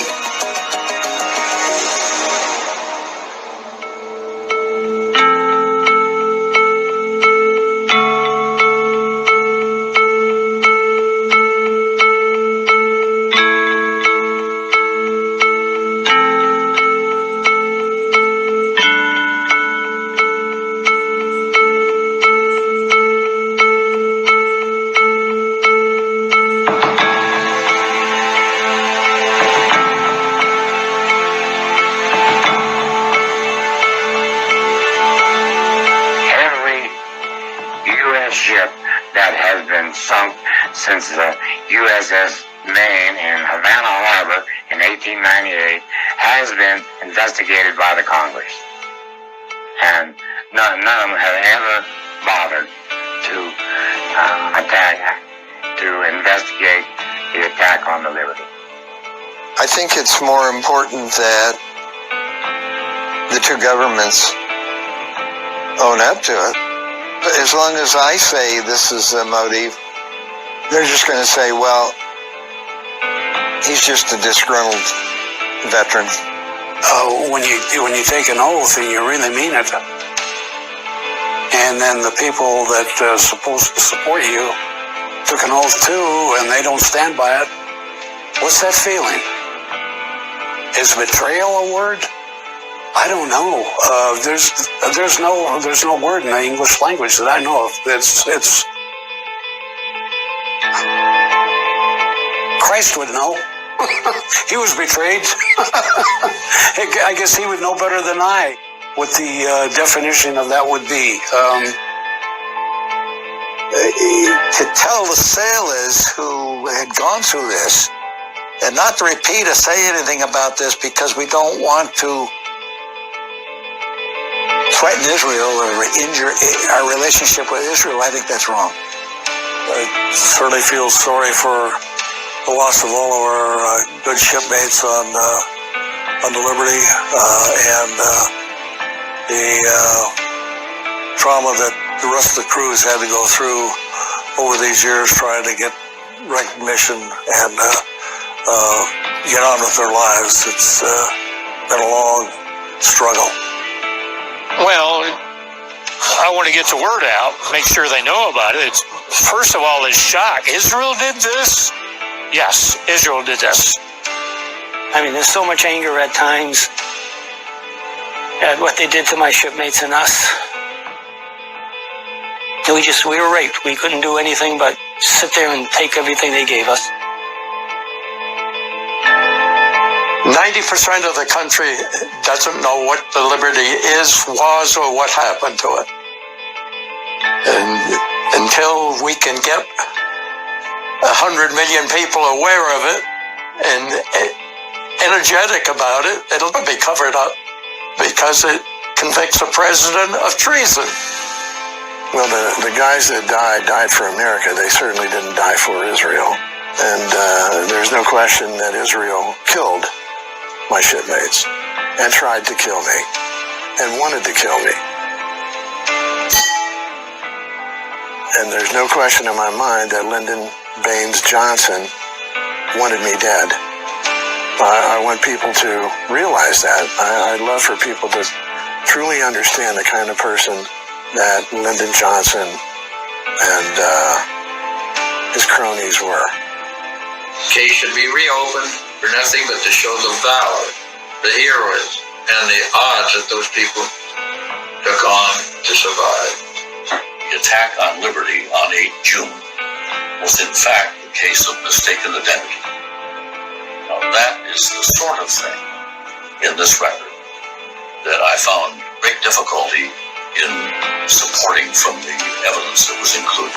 I have no doubt in my own mind that the United States had decided that if it were proven that quite deliberately Israeli ships and aircraft had attacked USS Liberty, that it would not be possible to sustain the unquestioning support for Israel.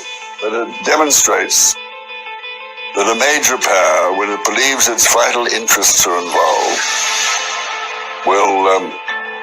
will sacrifice any number of its own people to preserve that vital interest. In my view, it's up to the Americans to come clean and to tell us what was going on, because you have a huge scandal here that has been buried. The American press, I'm talking about newspapers and TV, except guys like you, are not doing anything about it and never have. It's time they pricked up their ears and realized that something really serious happened that day.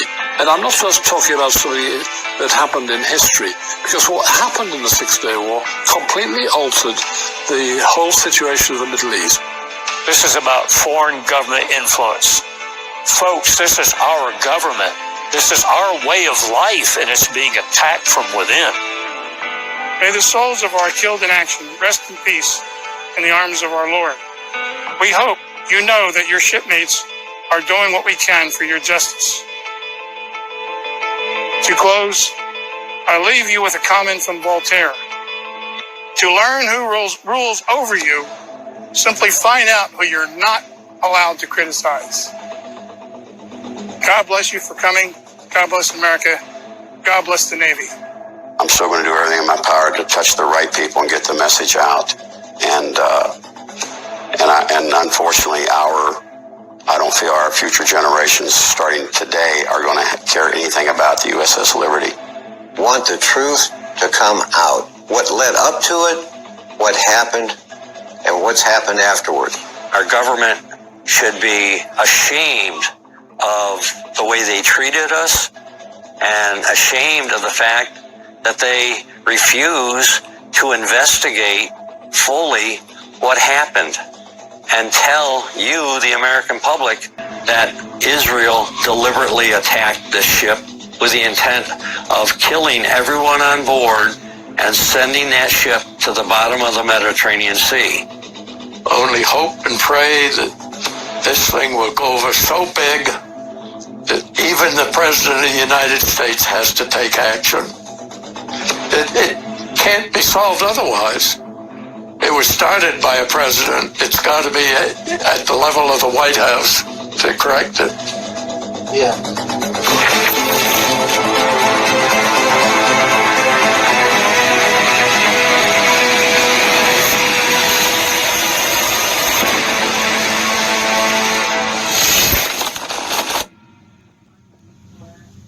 As many as 33 American sailors were killed.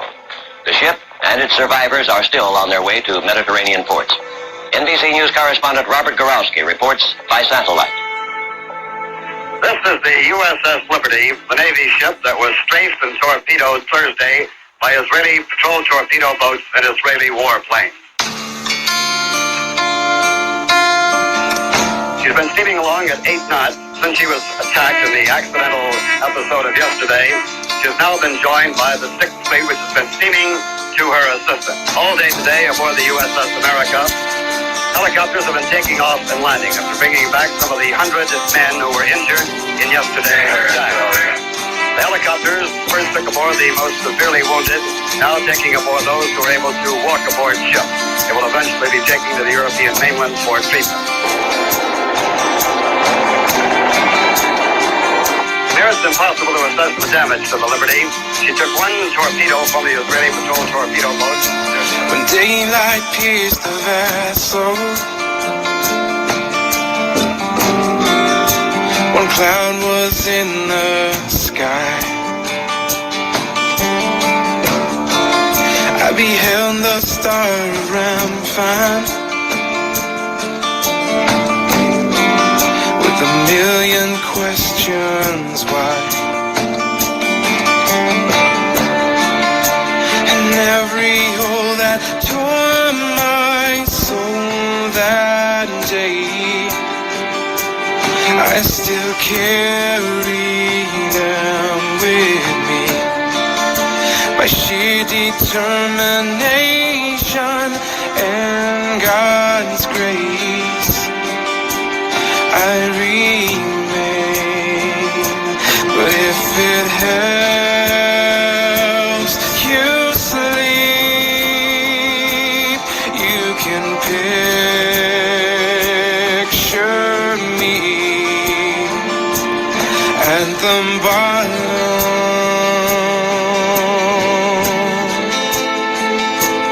of the sea.